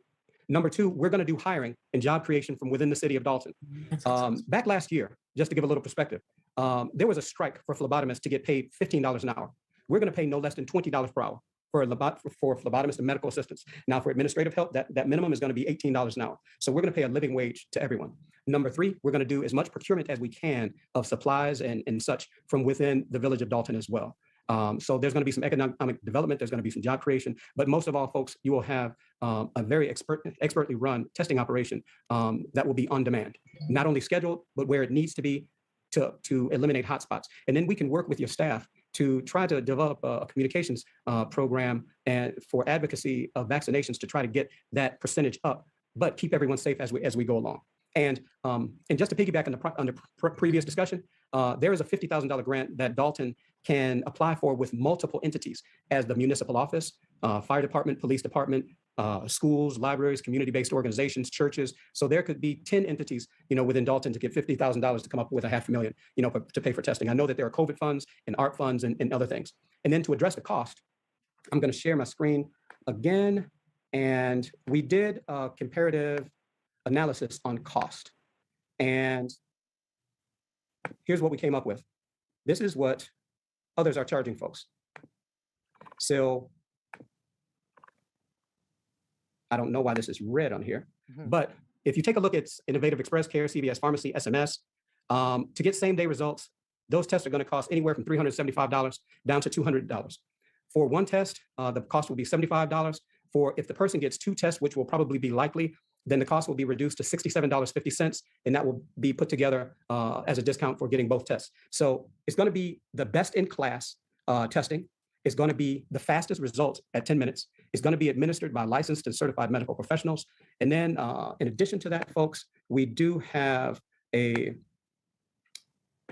larger protocol that can be a safety protocol that can be put in place for the village of Dolton as well. So testing, vaccinations, and then there are some other things that we can do with building safety and air purification in the HVAC systems at the village hall and other buildings as well. We're going to be doing a church on 138th and Hosted. That's about 100,000 square feet. And you all will be surprised at what we can do as far as the cost, which is much more affordable. And then we're going to be able to offer robotic surface disinfecting of hard and soft surfaces to bring down cost as well. And that's something that in between classes, in between sessions, in between shifts, that areas can be disinfected. So along with being able to provide PPE, and I'm not sure where the village is with its readiness with N95 masks. And then we also have bipolar ionization necklaces, which can be worn that provide an additional layer of protection. We did provide electronic brochure. I will make sure that all of the trustees get a copy of the brochure with all of the information that I'm talking about. So let me pause for any questions again. Okay, this is Trustee Brown. Now, would this test be administered daily or weekly? It could. Now, the schedule, you could have scheduled testing weekly, but something tells me that once you all start testing and you find out unfortunately, we can assume that everyone is going to be exposed multiple times. That's how aggressive the Delta variant is. So although we might say weekly testing, there will be a need for daily testing to be deployed in different places. Boy, bruh, you see how hard they was going with this? Man. If need be, and we can satisfy that with our current staff. Okay, another question. Now, if it's weekly, would it be the ones that's vaccinated already or no? That doesn't matter. It should be vaccinated and unvaccinated people. Because remember, even vaccinated people can be carriers of the virus. People who are vaccinated are 8 times less likely to become infected with COVID, even though they can still carry it. If they are a carrier, they pose a risk and a danger to unvaccinated people. So at this point, folks, it's not a question of whether you're vaccinated or not. It's just whether you're aware of your exposure and what you can do about it. And let me be extremely clear about this. Between 12 to 15% of people who get COVID, whether they are symptomatic or not, 40 to 45% of the people who catch COVID are asymptomatic, and children are even more asymptomatic. So in other words, if the only thing that someone is doing is a temperature check going into a building, you are going to miss about half of the people who have the disease. That's number one. So 12 to 15% of the people who get the disease have long haul illnesses. And those include atrial fibrillation, glaucoma, paralysis, stroke, cardiovascular damage, respiratory system damage, blood clotting, and many other things. Unfortunately, the list of long haul diseases is actually growing as we go along. And this is the reality of folks is we're not just dealing with the Delta variant, we are also dealing with Lambda, Kappa, and Mu. The Mu variant has been found to be very evasive with vaccines. The longer a variant is allowed to spread within a community, it will produce additional variants. So one of the goals is going to be to increase the vaccination level of the village of Dolton and surrounding communities as well. So we will, I'm sorry. Go ahead, sir. I'm sorry. I was just going to say, so on a scheduled basis, we will offer vaccinations along with the testing, which is the safest thing to do, because then a person can be tested, they can know that they don't have the virus, they can get vaccinated. And then a person has to be tested 2 weeks after they get the vaccine so that we can demonstrate to them if they have produced antibodies. Okay, one last question. I don't know if you'll be able to answer it. Yes. So would that cost be to the village, or would it be the cost go to each individual's insurance? So one of the things that when we did the proposal, it was stated that it should be billable to the village, possibly with some of the COVID funds or ARP funds. Now, what we could do is we could bill against the insurance, and those insurance reimbursements could go back to the village. So that could make some of them a zero-sum expenditure and of course they're gonna pick that one. And extend the dollars that the village has available through the federal government or the state government for COVID. Yeah, but just for the record, we trying to use the funds from the COVID money that we just received. Is how we will pay for this. Anybody got any more questions? Hold on, Mayor.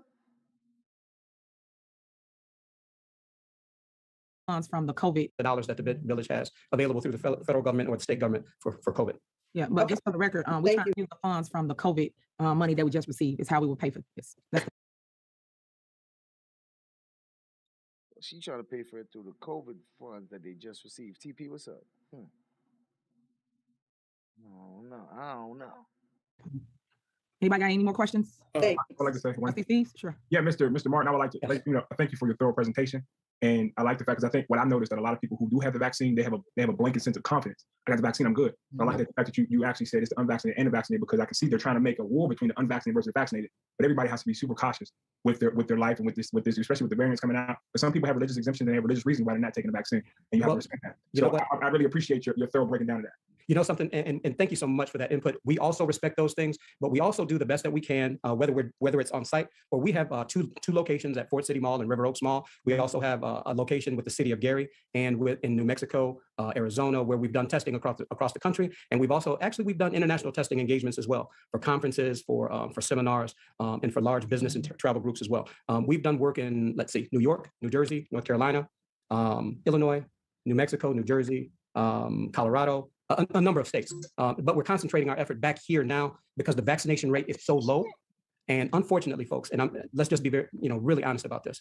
The vaccination rate in the Dolton area is probably in the neighborhood of about 37%. That's less than half of what it needs to be. We have our work cut out for us, but we will be a constant presence that is part of the community. And that makes our science-based approach and the way that we communicate the facts and information, just as I did this evening, to help people understand the risks ahead of them and to help break down the barriers of belief that many people have with getting the vaccine. And also, while people have that resistance to the vaccine, people will get tested. And that is the most important thing at this point, to make sure we can identify those people, get them isolated. And if they've been in the work environment, school environment, law enforcement, or wherever, that we can get the other people that have been around them tested immediately. And that is the power of having 2 tests that give results, highly accurate results in 10 minutes. This is Trustee Belcher. I have a question, just a quick question. So was this posted somewhere to go out for bid, or, was this the only agency that we utilized for this? Well, I'm sorry. Well, it's several. Good question. You know why? Because he started off saying, I was approached to do this. Like, wait, who came to you and told you to do this? So that's a good question there, Belcher. Because, what's the process of deciding who's going to take this job, do this job? Because he started off and saying that somebody approached him to take the position. And I'm like, well, who did that? Bid, or, was this the only agency that we utilized for this? Well, I'm sorry. Well, it's several companies I've used here at the Village of Dolton. He was the only company that provides the testing that do the finger prick, and you will know right in and there if you have it or don't. Everyone else is a wait on getting the results back. And a lot of people are going his route because he offers both testings and he know it in 10 minutes, so their facility's not getting shut down. Hold on, ma'am. Y'all called him? else is a wait on. He was the only company that provides the testing that do the finger prick, and you will know right in and there if you have it or don't. She went looking for him. Based on what she's saying, she checked out the companies and he had all the stuff she wanted. So she picked, or they, her administration, picked him. They picked him.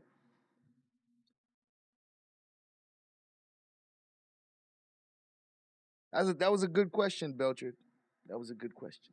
Everyone else is a wait on getting the results back. And a lot of people are going his route because he offers both testings and he know it in 10 minutes. A lot of people are going his route. So you're going that route because other people are going that route.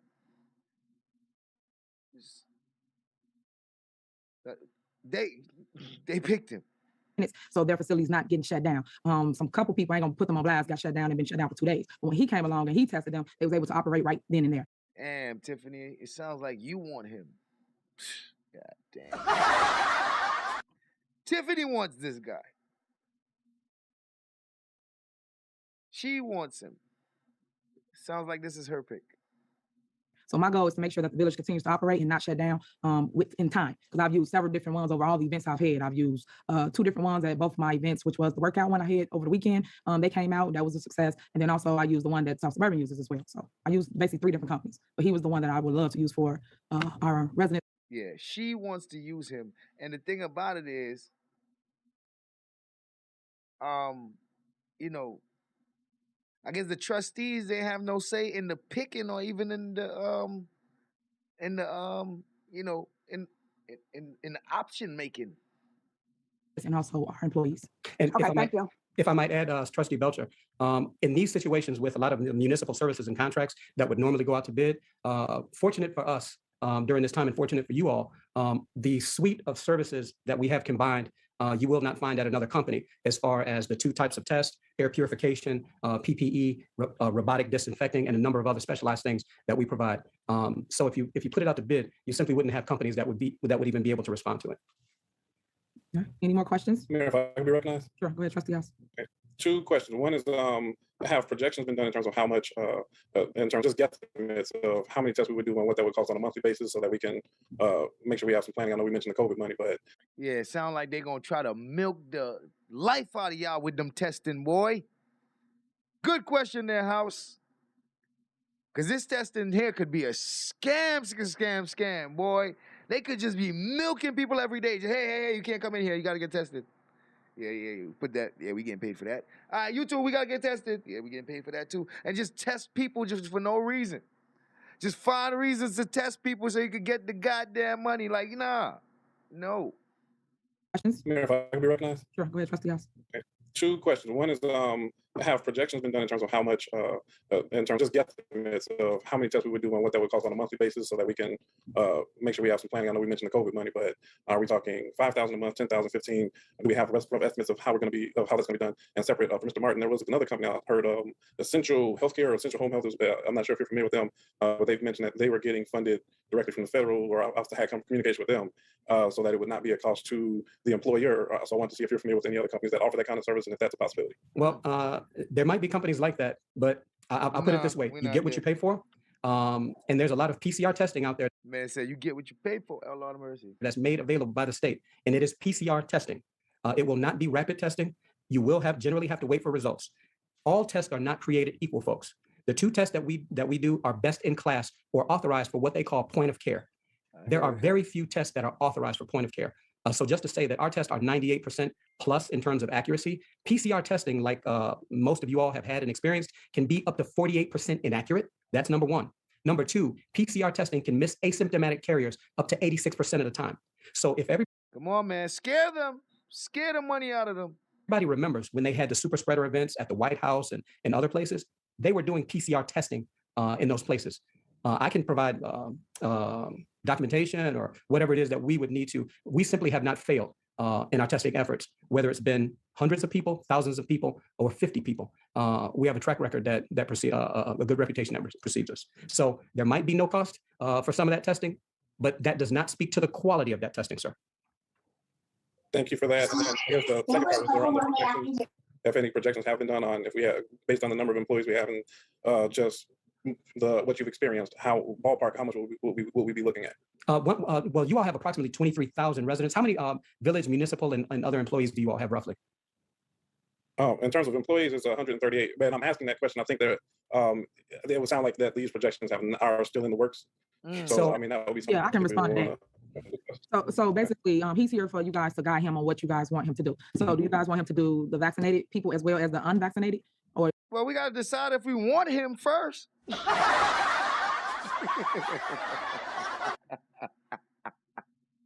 Hold on there, Tiffany. What you want him to do? You want him to do this? First of all, I got to decide if I want him first. I don't know if I want him. Basically, he's here for you guys to guide him on what you guys want him to do. So do you guys want him to do the vaccinated people as well as the unvaccinated? Or that's how he can go off his price?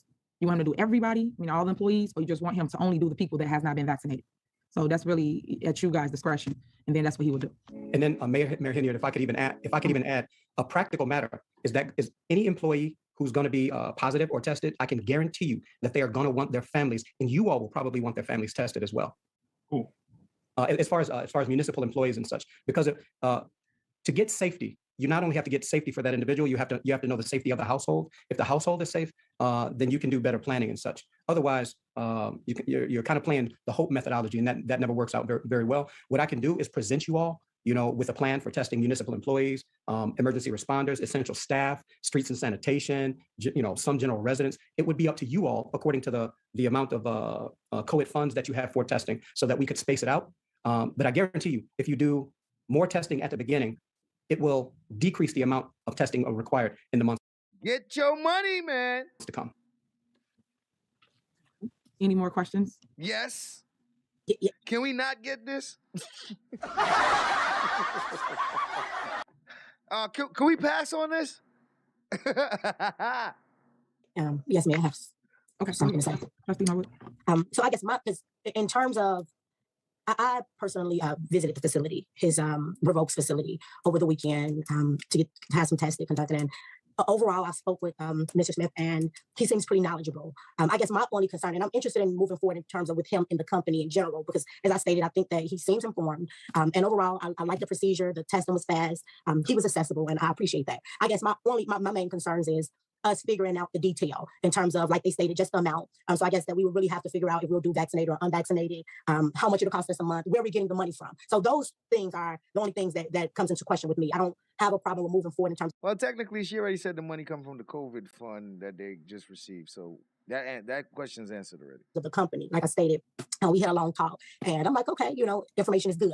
I just want to know before moving forward about how we're going to do it, the plan, the overall plan in regards to how we'll be informed as trustees. So will there be a report if we do move forward on a monthly basis? Will we know how many people were tested? Will we know how many people were billed? Will it come before the board before we decide to do outside testing in regards to if we do decide to find some employees positive before we move forward with testing their family members and things like that? Because I'm with that also, but will it be presented in front of the board, or will we have a list? I just want to make sure that the cost is a concern and where it's being billed. And sure. So thank you so much, Trustee Norwood. So one of the things that we made sure of in the information that we sent over was that even though it might be paid out of COVID funds, that we still have the ability to bill insurance. And so what we will do is provide a weekly report or a bi-weekly report on, number one, now because of HIPAA compliance, we can't share the results with you, with the broader group.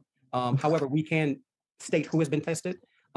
We can indicate when insurance has been billed and when those insurance payments come in, and we will have full transparency on that with you all. So we will work, my operations manager will work with whatever designated person on your side so that we will have a weekly or bi-weekly report. On the billing, it might be a monthly report, but as I stated, to mitigate the cost, any of those insurance payments would be then credited back to the village.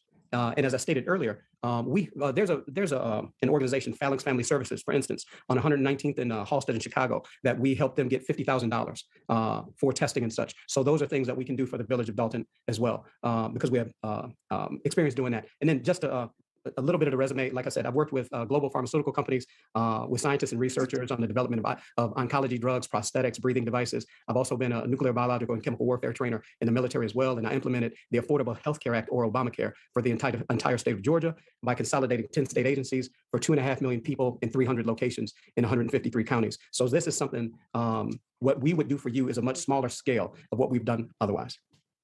Got it. Okay. Okay. Well, I like it. Thank you. And Mr. Martin, while I have you, so Yes. I think that you pretty much answered most of my concerns, and I like the fact that you stated that you were interested in hiring our residents, because that was one of my Absolutely. questions. So Absolutely. okay. So I like the fact that you said that you will do that. And regarding, so my only concerns overall was just the transparency in regards to billing, which you said that, hey, we'll be transparent. We'll notify the board of the reports so that we're aware, not the results, but just how many people are being billed, just so that we're all aware of the funds. Now, I guess my second main concern is I know that there's two parts that's accessible in regards to the testing. So there's the nose swab, which detects whether you have COVID or not, and then there's the antibody testing. Correct. Okay, so what's can you give me the difference in cost for the two, and then give me the combined difference, because I heard you state that if we conduct both testing, there was some type of discount. So That's correct. If an individual gets only one test, then $75 would be billed to the village, and then we would bill insurance. If the person gets both tests, then the cost will go down to $67.50 for both tests. So instead of it being $150 for both tests, I believe that makes it $135 or $125 or something like that for both tests. Got you. So you have either the option to do the one test for $75 or the combined test for a discounted price of $135. That's correct. Yeah. So in regards to our game plan, I just want to know if there's a way for us also, when we're figuring out a plan, is there a way for us to decide whether or not we'll conduct both testing? Because I guess that's a concern also. It's a price difference. So maybe we may say, hey, 1 week we'll do both, or just a test for the antibodies, and then the second week we'll do just one. Or what do you think? Is there a way that we can kind of come to a game plan in terms of that? What do you suggest? So say, for instance, there might be before municipal meetings or training sessions or something like that, where people should get the active viral test, which is the antigen test. That one gives us information on whether the individual is actively infected at that point. Now, see, the good thing about having the antibody test as well, though, is no test is perfect. So, and they have strengths and weaknesses. So we combine the two to shore up the weaknesses of the other. If you get both tests, sometimes the antibody test can determine that the individual has early onset antibodies, and it's just beyond the threshold of the antigen test. So again, I would give you all the information, give you what they can accomplish, and then maybe we can come up with a comprehensive strategy that if there are certain activities, we definitely always want to give the antigen test. If people are vaccinated, they should definitely have the antibody test. Yeah. So you're saying that for the most part, you will suggest both testing weekly? Well, it's most important that people get the antigen test, because that tells you if it's early detection for active virus. However, if a person has not been vaccinated and they have antibodies, then that means that they have. That'd be like them Illuminati signs. That'd be like one of them calls, boy. Like, yo, what that mean? You putting up one of them signs, y'all. What that mean? Had the disease. That individual might even need to go for emergency health care because they may be experiencing sicknesses or illnesses, and they were never aware that they had the disease. That's what's so incredibly important. Trustee House, you were mentioning, other companies that do PCR testing.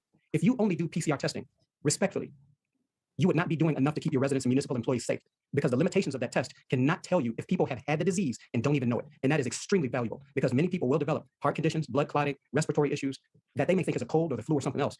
And because the viral load with Delta variant is so high, you don't want anyone to go any further than they have to without getting proper healthcare attention if they've had the disease. And that antibody test is the only thing that's going to tell a person a month after, they caught the disease, that they've had it. If you test anybody with a PCR nasal swab a month or 2 weeks after they've had the disease, it is not going to give a positive reading. It will tell them negative. And that's what a false negative is. It means that a person is told they're negative, but they've actually had the disease, and many of those people died. Or you have people who were vaccinated, but they were exposed to the disease when they were vaccinated. Shouldn't we be able to sue the hell out the company that told them that they was negative? Because he said it will tell you that it's negative, and then it's not negative, and then you die. What?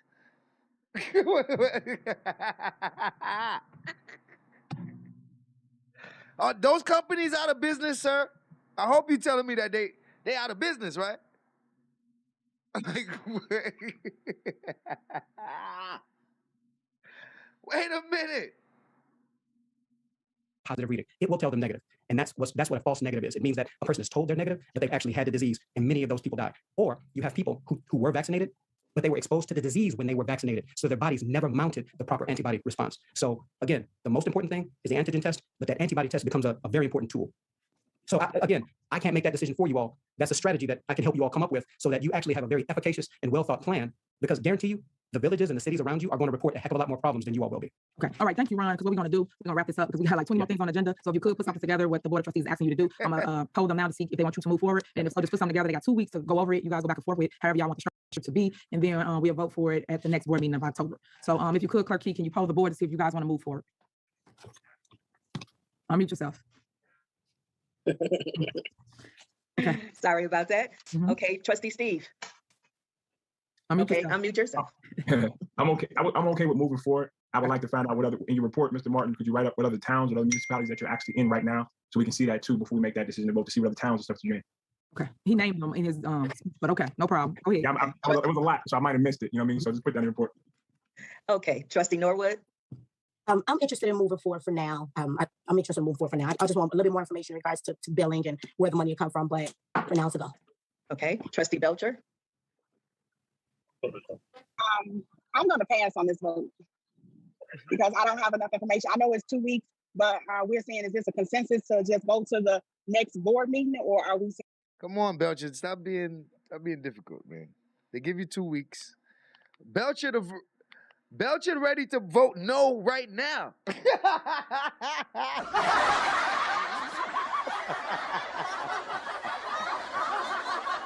Hey, yo.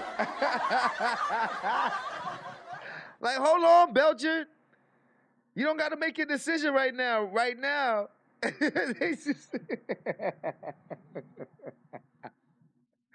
Right now, they're just saying, we got 2 weeks to make the decision. She's like, yeah, I'm not with it. I'm telling you now. Yeah, I vote no now. You could just put my vote in. You could just put my vote in right now. We don't even got to wait 2 weeks. Put my vote in now. Belcher, like, yo.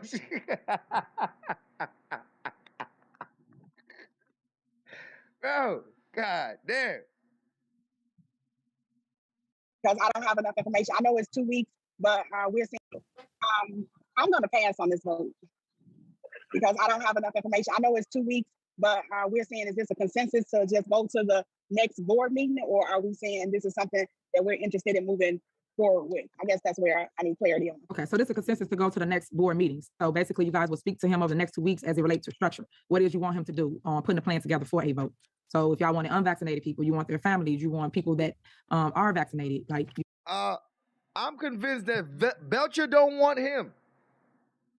Once Belcher found out, like, wait, you picked this guy?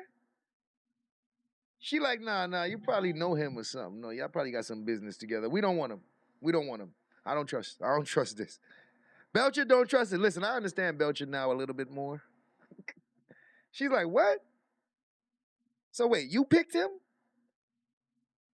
And we ain't got no other options. And the other options you said, you decided out of all the options that you want him. She like, yeah, I don't think so. She like, yeah, I don't think so. You probably know him. She over here looking at her sideways like, you probably know him. You know what? I'd rather not vote on this one. If we need testing, we'll see what comes up later on. We'll deal with it. We'll deal with it as it comes. I don't trust this one.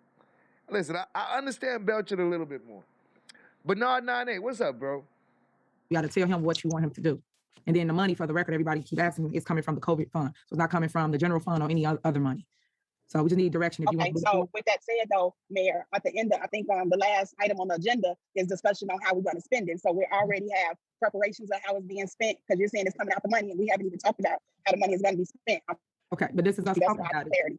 Okay, so this is us talking about it now. So it's up to you if you agree or disagree with how it's going to be. The money has to be spent as related to COVID. So this is a COVID issue, and it helps our employees, our staff, and us. That's all around them. So it's up. Okay, I understand this. When they get the grants for certain things, the money has to be spent for those things, or else they're not gonna release the funds or whatever.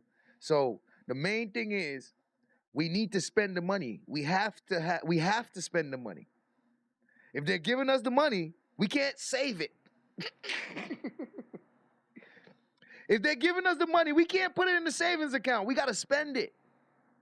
So we have to actually plan to spend the money so that we can get it. We have to. They're like, you know what I'm saying? Like you gotta show them that you spending the money.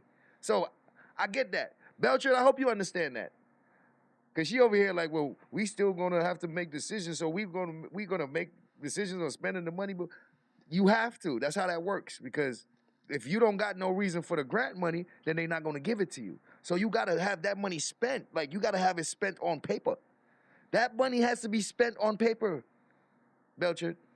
It has to be. in order for them to even give it to you. Because if they're going to give it to you and you don't got nothing to spend it on, you're going to keep it. They not playing that. Rally Time TV, what's up? To you, if you agree or you disagree. All right, I'll pass. I'm going to pass and go with whatever the majority was. I'm going to pass on this. Thank you. All right. Okay. Trustee Holmes? Let's move forward. Trustee Brown? I'm going to disagree at this time right now. Trustee House?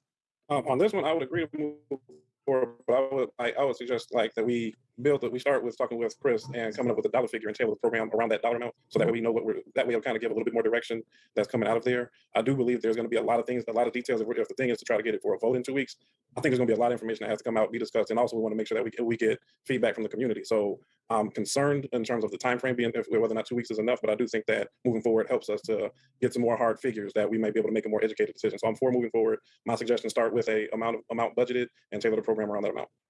Hey, I agree with you, House. Let's go. Okay, so you are the finance person, so you can help him with that. If Rod, you can text Trustee House your information so you guys can speak. I am for I think he said $125 to do both. I think everybody should take both tests. I know I do. I know that Trustee Norwood just did it over the weekend. So if you guys just go and do a trial with him, you'll see kind of how the test is proceed. And that will be it. What is the votes, Clerk Key? 4 yes and 2 nays. The vote passed to move forward. Okay, thank you so much, Rod. Thank you so much, everyone, and I'll be in touch. All right, thank you. Next on the agenda is discussion and possible action of ordinance number 21- amending ordinance number to change the registration renewal date and the related penalties for each long-term rental, extending property registration champs LLC contract to include long-term rentals. Is Ms. Harris available?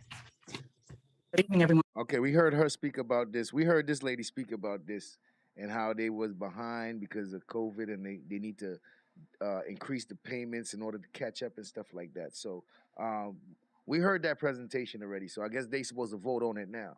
Good evening. All right, so the Village of Dolton Housing Department, of course, along with the mayor, is seeking to amend the rental property ordinance to change the property registration and inspections to 12 months after the initial registration date for each property. In addition, the Housing Department is seeking to add an addendum to the current Property Registration Champions LLC, current vacant property registration contract to include rental property registration. Additionally, the changing rental registrations to 12 months from the initial registration date will permit inspections to not all be due at the same time as they are now and ensure that inspections can be done in a more efficient manner. The rental property registration for the Village of Dolton Housing Department is currently due for all properties on April 30th. And the registration fee doubles if not paid by May 1st. Changing the rental property registration to be due 12 months after the initial registration will increase the village's cash flow, since funding will be due throughout the year versus all at the same time, and be much more manageable. In addition, adding an addendum to the contract of Property Registration Champions LLC's contract to collect the registration fees will also increase the registration fee collections, similar to how they increased the collections for the vacant properties for the Village of Dolton.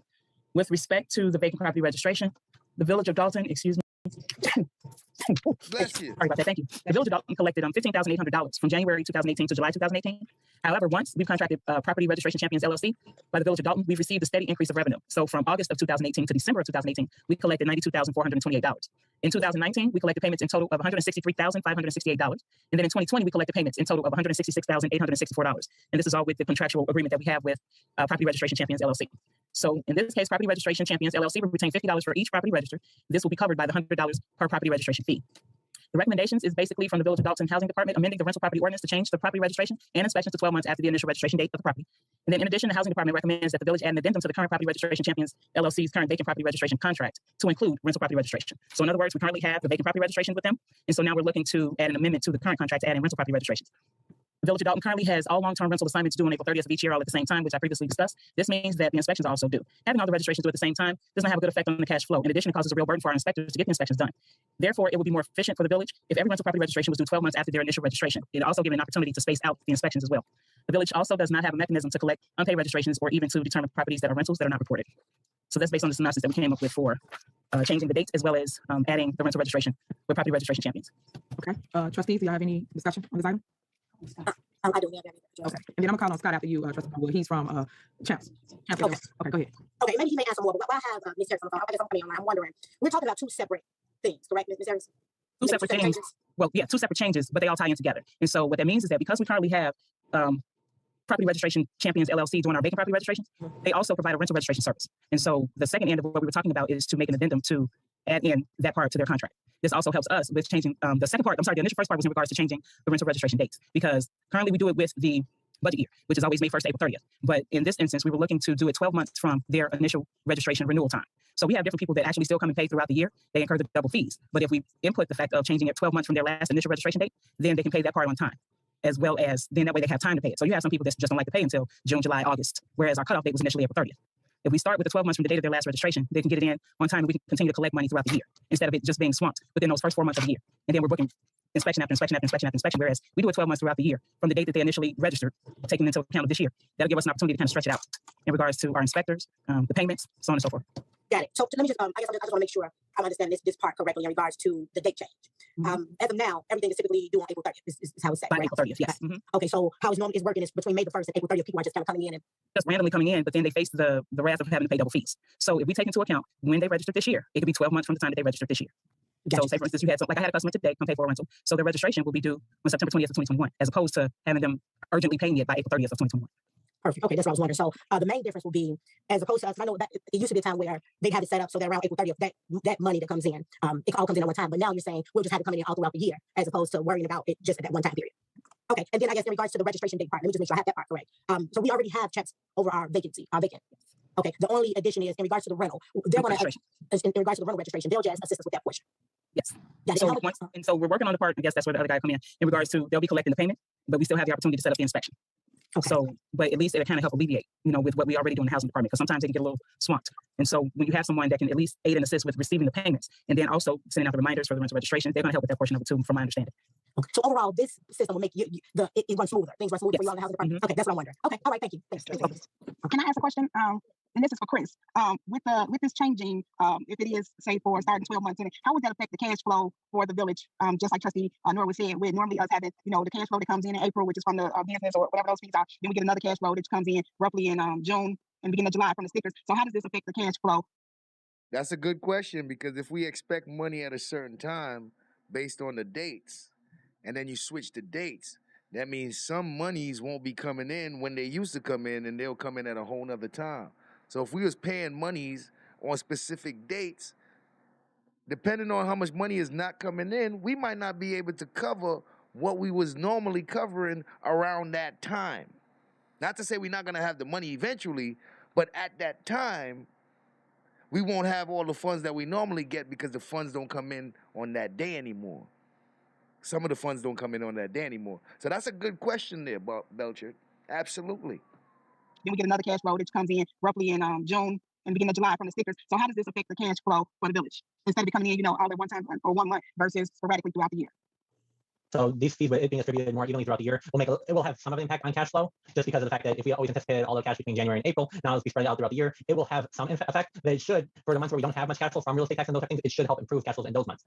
January and February, there'll be a little bit of difference, but February and March, in normal time period pre-COVID, is when we get our real estate taxes in. So those we don't really need. I don't want to say we don't need, but at that point, cash flow is not a significant concern. All right, so basically they will have to make some adjustments, because they're not going to have the same amount of money in the months that they used to have the money.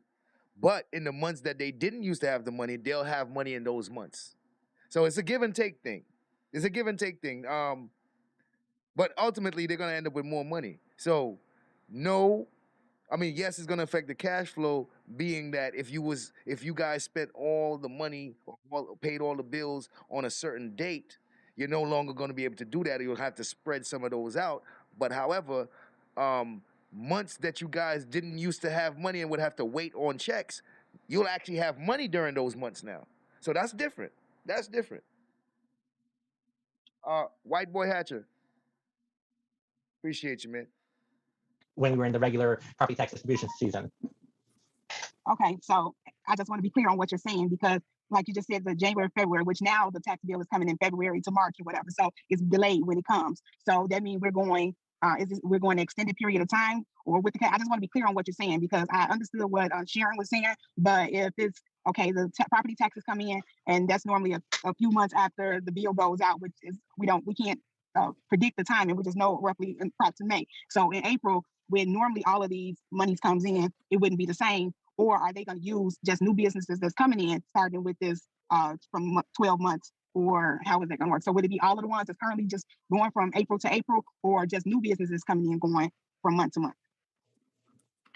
I mean, month to 12 month, year. I'm sorry. My response.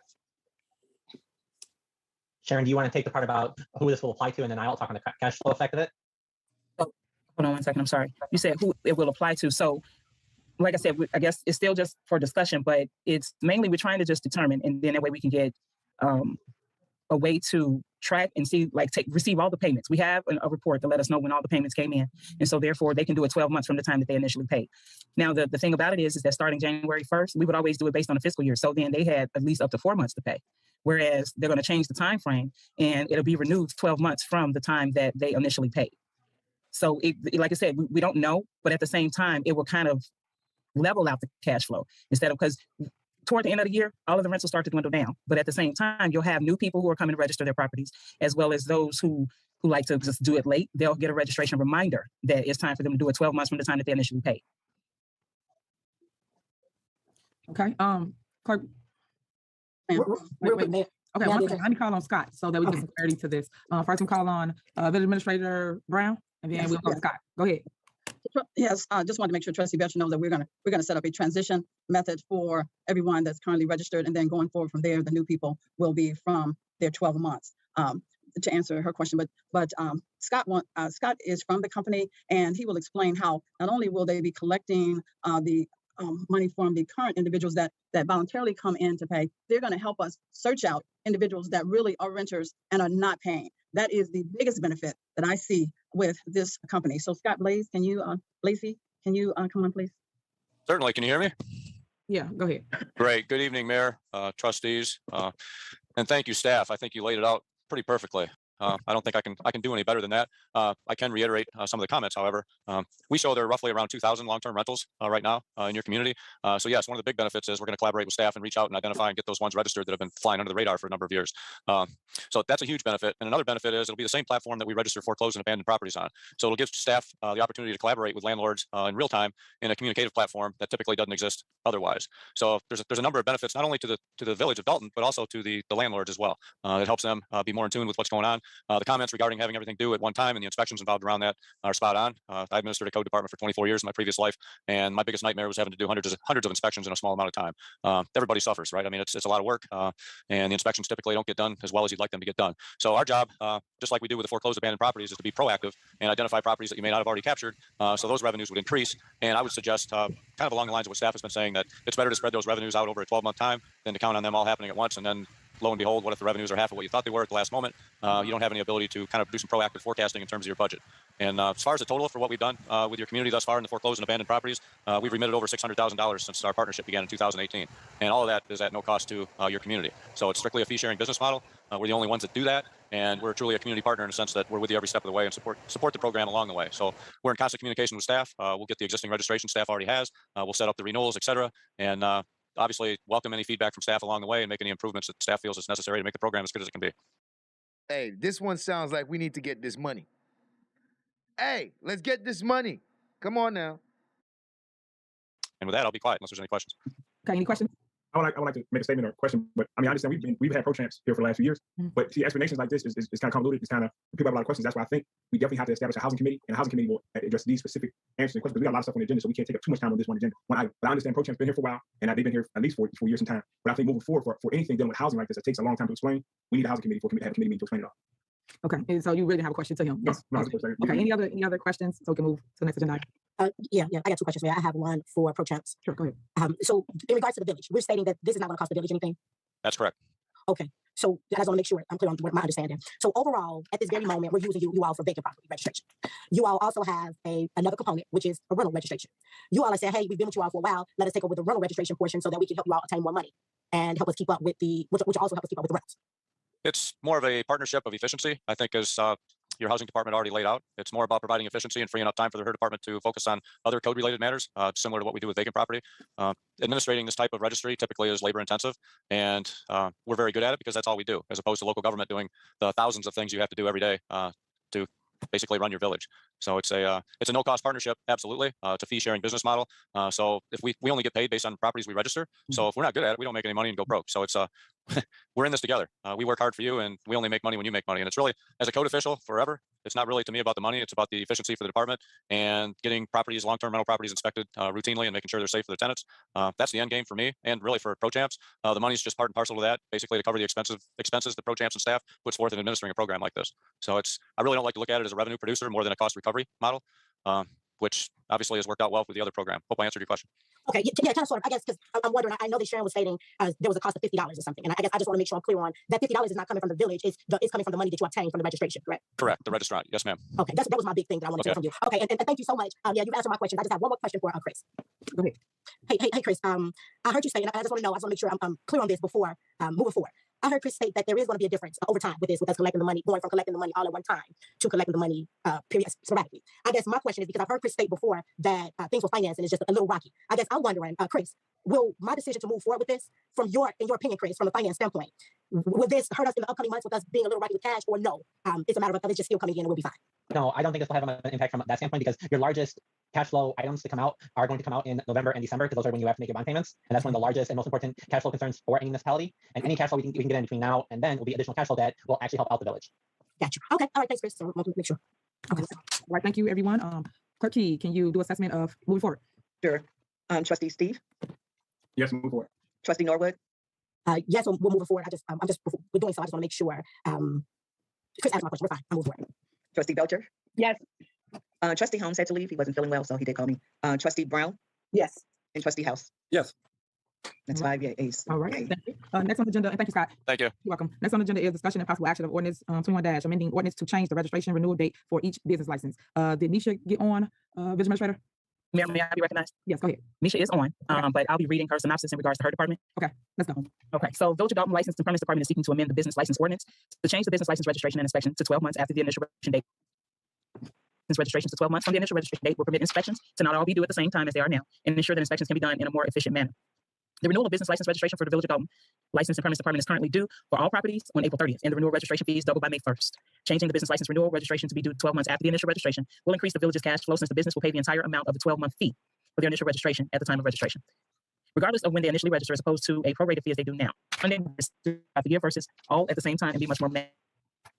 Village of Dolton License and Permits Department commends amending the business license to change the license registration inspections to 12 months. And then the Village of Dolton has all business license renewal registrations due on April 30th, which I previously stated. So that means that the inspections are also all due around the same time.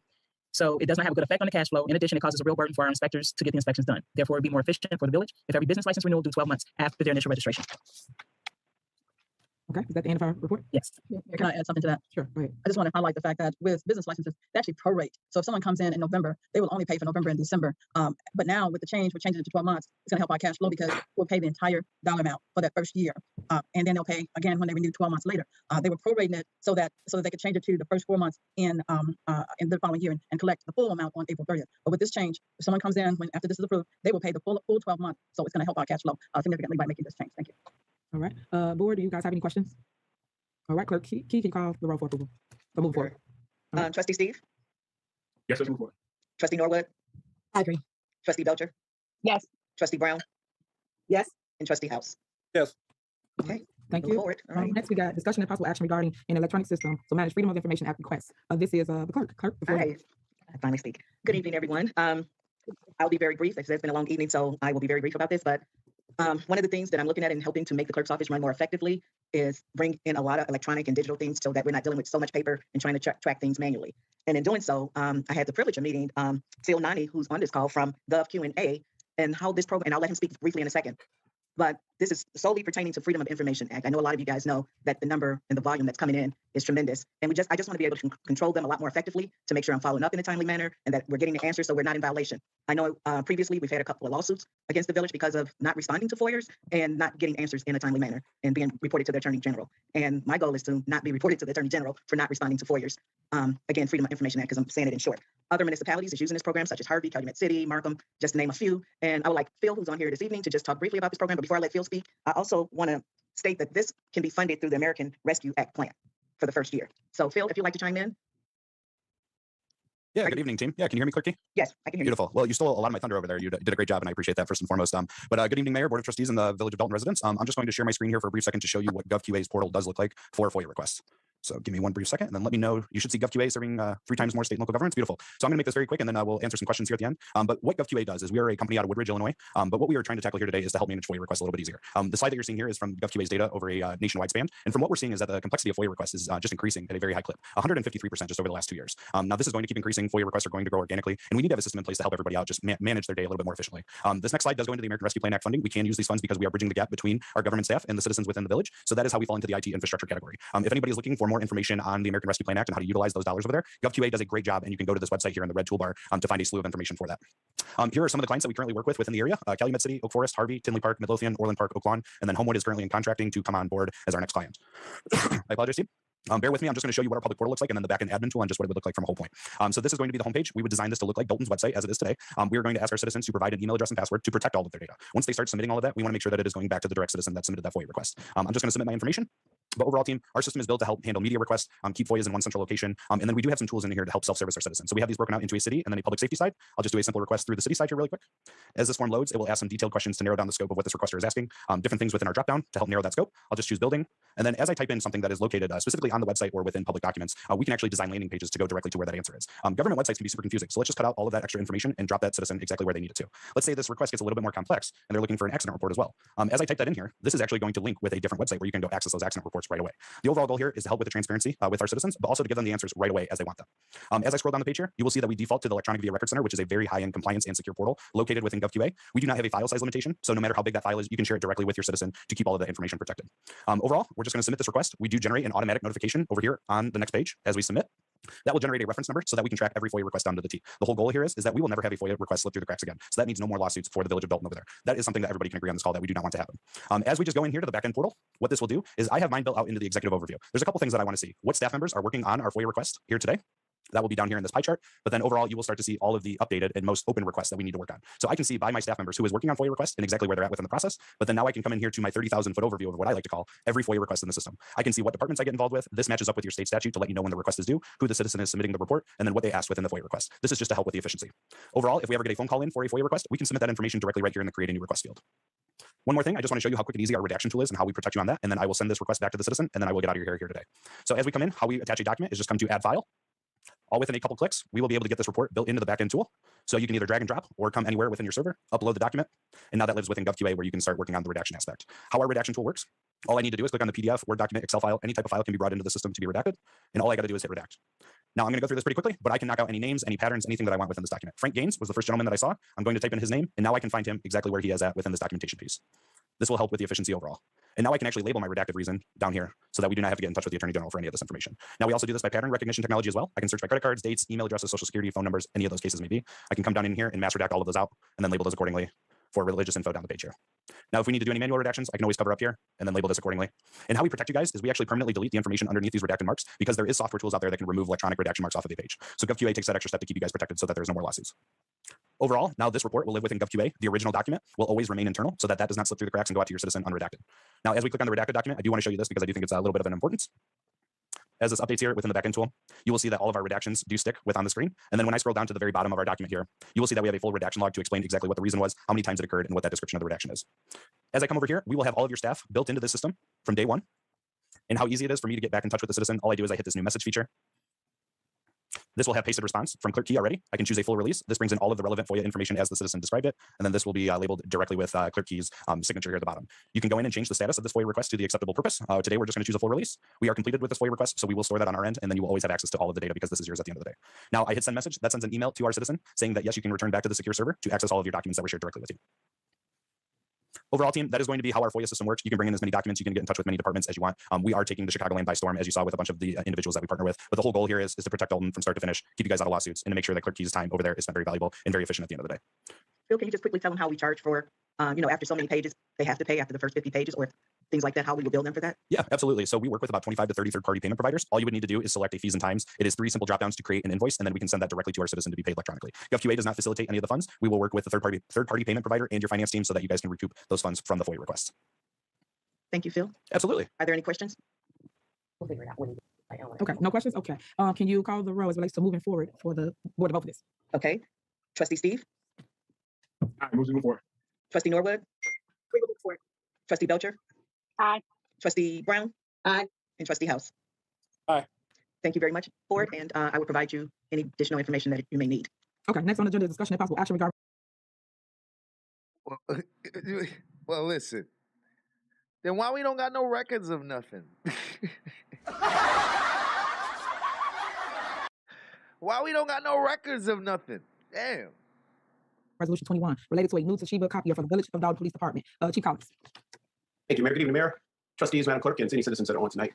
Just simply put, I'm bringing forward for your discussion and your consideration replacing the copier that's in our records department that is failing and is beyond repair. The proposal is for a 48-month lease. The lease cost is $169.87 per month. What that would end up being at the end of the lease term is $8,153.76. The other alternative is to do an outright purchase of $6,589.25, which is a savings of $1,564.51. At some point, this copier is going to fail on us, and we will be left without. So it's time to replace it. Okay, board members, any discussion? Okay, well, my suggestion would be to do the purchase is what I'm suggesting, so that he can have the copier. So let's look at vote to move forward with purchase copy. Clerk, call roll. Trustee Steve? Yeah, let's move forward. Norwood, Trustee Norwood? Aye. Trustee Belcher? Trustee Belcher? Aye. Trustee Brown? Aye. And Trustee House? Aye. Okay. All right, thank you. Next on the agenda is discussion and possible action regarding a police force management system for the Village of Dolton Police Department. Chief?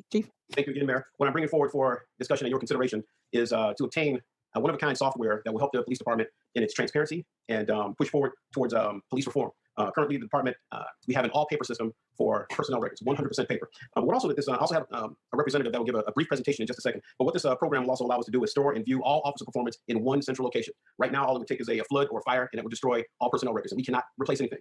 If we move to an electronic system, this system will also allow us to have an early intervention system. It will automatically track officer performance and behavior, and at some point, it will alert the command staff if there's a potential problem with an officer. So before an officer gets off track, we have a chance to intervene and bring that officer back back on track. The software is quite powerful. It's pretty robust. And Boris, if you are on here, he is the representative. He can give a brief overview of what the software also entails. Boris, are you still with us? Yeah, can you hear me okay? Yes. Yeah, so thank you, Chief. Appreciate it. And thank you, Mayor, and Board, for having us on here. I am actually going to have my Director of Partnerships, Chris Kasula, kind of run through everything that we do, but we definitely appreciate you letting us jump on. Great. My name's Chris. Good evening, everyone. I really appreciate the time. In the interest of making good use of all of your time, I'll jump right into it. Who we are at Benchmark. So if we back up, the University of Chicago did research on patterns of behavior in law enforcement. And what they were trying to find is, can we identify who is an exceptional performer and who is potentially at risk for a problematic incident? Long story made very short, the research shows that this is a knowable thing. And based on that research, we can identify patterns of behavior. Now, what Benchmark did is we brought that research to market. And so as bringing that to market, what we found is that many departments also needed a way to capture that information to analyze it through the research. And so as Chief mentioned, we capture a variety of things, performance evaluations digitally, so that you can have them in one place, not only so you can capture them more quickly and efficiently, but also so that you can report on them and get data out of the system more efficiently. When we think about departments that we work with, they're all shapes and sizes. So we work with Harvey, we work with Berwyn, we work with Cicero, we work with Lockport. So we're also based out of Chicago. So this is home for us. When we think about what we do, it's all designed around 21st century policing, being able to create efficiencies, help you make data-driven decisions. And so we think about it in three buckets. The first, we're capturing information in this benchmark management system. So think of this as where you're entering information. We're capturing everything from equipment to training records. We're capturing force incidents, any type of complaint or notification from a supervisor, engagement with the community, department awards, incident follow-up surveys, and then performance evaluations. All of this information is captured here in one place. When we look across the country today, you could be capturing this in 5, 10, up to 25 different databases, including paper. And so just consolidating this into one place is incredibly valuable. The second piece that the Chief mentioned is the early intervention system. And so we'll take all of this information that your officers are doing on a day-to-day basis, and we'll look for patterns of behavior. And what we do is we use the research-based approach from the University of Chicago. By the way, we are also partially owned by the American Institute for Research. So we are a research-based organization from top to bottom. This is a little bit of a unique piece because we understand not just what your officers are doing, but the context of the scenarios and peer group. And so what research shows is that this is the most accurate early intervention system. We have almost a 90% improvement in false negatives and almost a 70% improvement in false positives. Basically what that means is we are identifying the people that need help, and we're not flagging people who are doing their job and doing a good job of it, right? So it's predictive and it's proactive in the way that we think about the research-based early intervention. The final piece then is care. And so if we think about it, the first piece is we're capturing your information. The second piece is we're identifying patterns of behavior. And the third piece is how do we help get officers who are off track back on track? And how do we recognize and reward those that are doing a great job? And so this is ongoing research that we partner with the University of Chicago and the Joyce Foundation. The Joyce Foundation is also a foundation here focused on the Great Lakes region, of which Illinois is part. And we have an ongoing research consortium which helps answer these questions. How can we provide positive, impactful interventions so that we can make your officers get back to doing what they do best, which is making your community a better, safer place? So in a nutshell, that's what we do. I'll pause and see if there's any questions, but appreciate you having us out. And Chief, thank you very much. Thank you. The next part of this is cost. Obviously, there's a cost when you want to improve things in the police department. I want to continue to improve things in the police department and continue us moving us forward to 21st century policing. The cost of this full program is $10,000 a year. So the question is, how will I pay for it? What I did was apply for the Justice Assistance Grant, which Dolton does receive every single year. I want to cover the partial cost of this program, and that grant that I applied for is $9,288. Now, upon when we receive that grant, that'll pay for a portion of it. The other portion I want to pay for out of asset forfeiture funds. Asset forfeiture funds are seized funds, which we take from drug dealers, any other illegal activity, and those funds can be used for police use so that we not put extra burden on the taxpayers. So all of this funding, and I will apply for this grant every year moving forward to pay for this. So technically, You ain't even get the money yet to pay for this. You anticipating that you're gonna be locking people up and seizing their money, and you anticipating that you're gonna actually get the grant. But you're not sure yet. I don't know how this is supposed to work. Do I have any questions that I can answer right now, or any questions for these gentlemen that made the presentation? Okay, no questions. Can you call the roll, Clerk Key? Sure. Trustee Steve? Yes, I'm okay. Move forward. Trustee Norwood? I'm okay. Move forward. Trustee Belcher? Aye. Trustee Brown? Aye. And Trustee House? Aye. All right. Able to move forward. Moving forward, discussion and possible action regarding resolution 21 for a class 8 requested for 14121 Martin Luther King Drive. Board of Trustees, does anyone have any questions regarding J? Well, class 8. Is there any questions? Okay, Clerk Key, can you call the roll? So moving I do forward. have a question. What business is that? What is that? 14121 Martin Luther King Drive, right across the street from City Hall, the other MB Financial Bank building. Any other questions? And who's where else is that? Who owns that now? I'm assuming the bank still owns it. Yes. Basically, it's a buyer that's trying to purchase it. They wanted to get a class 8 contingent on purchasing the property. And you know who's trying to buy it? Yeah, they're on here. Would you like to speak to them, or I'm just trying to move the meeting along? Did you have questions for them? Yes. And it's in the resolution that you received in your board package as well. Is it Mr. Desani? Let me see. Hello. Are you here? Good evening. Okay. Yeah, I'm here. All right. Can you hear me? Yeah, we can hear you. Good evening, Mayor and trustees. Thank you for this opportunity for this call. Unfortunately, my lawyer Adam is not able to attend, but I can answer your questions. My name is Imran Desai. I work with the Rush University Medical Center, and I'm with the contract with the bank for this property. And this property is closed from last 4 years, and we are planning to have a corporate tenant over there, like an insurance company or a coffee shop or some rental property, like a restaurants or franchisee, fast food franchises or something like that. Any other questions regarding that? I'm happy to answer. Any questions, trustees? Yes, ma'am. I'm happy to answer. Okay, Trustee Norwood. I guess my only question, well, because obviously this will be his first time since he's the buyer, so this is the first time that they'll receive a Class 8. So I understand that part. I guess my concern and question is, are you interested in hiring Dolton residents, or can we set something in place for once we are situated? Would Dolton residents be considered for employment for whatever business that you open? Yeah. So once there is some corporate, I'm sure they would allow to have someone from a local, but I cannot speak on behalf of them. But look at this. My point of view is this property is closed from last 4 years, and we are bringing some corporate or some businesses over here, and it across the city hall. So I'm sure there are people who will walk in. For example, if there is a restaurant or fast food chain, there would be some kind of employment for Doltons. And also this is a closed property from last 4 years. So that will bring some positive vibe around the around that area. And I'm hoping that will also give some opportunity as like you were mentioning, some employment and making a better environment for living Dolton. And also I would like to mention that I'm used to live in Dolton. I just moved last month from the Dolton to Forza because of employment. But yeah, I was used to live in Dolton too. Okay, great. I mean, because that's my only concern. When we get out these Class 8s, and I'm okay with that. I guess a main concern for us is just employment, making sure that employers do consider our Dolton residents, and that's it. So that was my question. Thank you. Any more questions? I just have one. I know with the Class 8, he's actually purchasing the property, I guess, for rental. So we don't really know what's actually going to go there, correct? Right. Okay. Any more That's just my only concern. Once they get it, they've gotten it, and whatever they're going to put there, they put it there. So, just moving forward, I would like for them to actually know what's going to be slotted for them. Yeah, well, slotted in that, he's looking towards a restaurant, which I'm totally for. Boosting up the downtown area, putting like coffee shop or sit down restaurant. I can't wait till we actually see that into fruition. But he did suggest that, so that's what he's looking for. Okay, that's it. Okay, any more questions? Okay, Clerk Key, can you call the roll as it relates to moving forward for the Class 8 for 14121 Martin Luther King Drive? Sure. Trustee Steve? Trustee Steve, you're on mute. Yes, bring this Trustee Norwood? Yeah, I'll be moving forward. Trustee Belcher? Aye. Trustee Brown? Aye. And Trustee House? Aye. Alrighty. Next we have case being pulled from the agenda. Next we have L, which is discussion and possible action regarding resolution 21- for a Class 8 requested for 14143-14145 Martin Luther King Drive, Jr. This is also a Class 8. Is there the owner or? Hi, my name's Peter Manis. I work with Rucker Holdings. Okay. And I did the submission to the city, the request, and to the county for the submission for the Class 8 application. We currently have bought the building. We have made taxes current on the building, and we're asking for the Class 8 because we think it's going to cost approximately $200,000 to bring the building up to code and make it usable for the intended purpose, which is an upscale cigar lounge. So we think we're going to be putting about $150,000 to $200,000 into it. Okay. Okay, so there are some issues with what he was trying to do. I did speak to him as relates to that, but I'll talk offline about it. That way everyone don't know. But he has to address that in order to do what he's trying to do at that location. So I'll just address the Class 8. Basically, board members, do you have any questions related to that location receiving a Class 8? This is Trustee Belcher. For disclosure, I would not be voting on consensus to this go to the next meeting because I am an employer of the company that purchased it before I became a trustee. But complete transparency, I will be abstaining from any type of votes on this Class 8.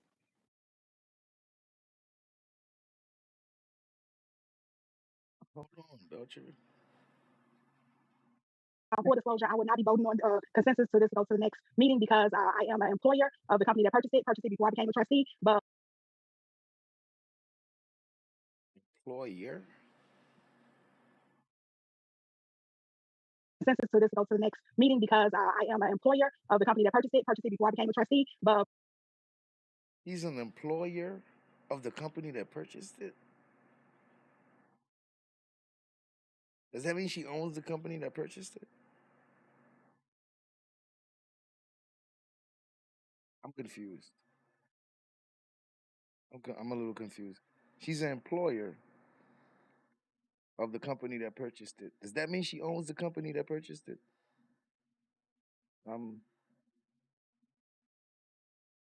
Consensus for this to go to the next meeting because I am an employer of the company that purchased it before I became a trustee. But complete transparency, I will be abstaining from any type of votes on this Class 8.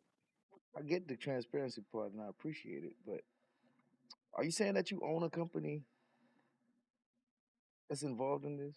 Is that what she's saying? Lord of mercy. All right, duly noted. Do anybody have any questions as it relates to the Class 8 for 141, 43 Thermal Looking Drive? Yes, I have a question for him. Sure. I know he's considering, he has some things that he's considering for the location, but my question is always going to be, do you have any ideas or are you okay with working something out where you're hiring Dolton residents or would it be, any employment for Dolton residents there possibly?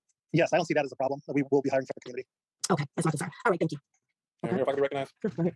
Okay, I just want to ask, I believe I know the answer, but just for 30, there will be no liquor license or, no, my understanding is not going to be a liquor license or anything attached to this or any, and maybe kind of discuss the crowd that you are soliciting for this, for clarity. No, there will be no liquor license applied for or liquor served in the building.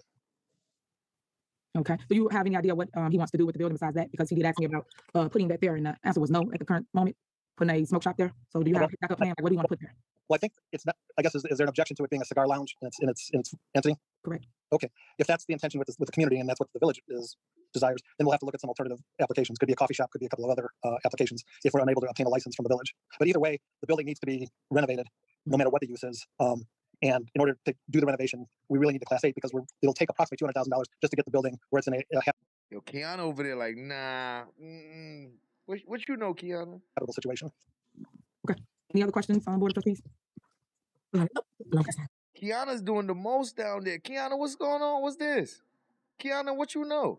Clerk Key, can you please call the roll? Real quick, Mayor. Sure. Before I make the vote and just to make sure I'm clear, we'll be able, because this is just to know whether we're moving forward. So we can go back to him within the next 2 weeks and ask some more information and see what he figured out in regards to what his plans for the areas before moving forward.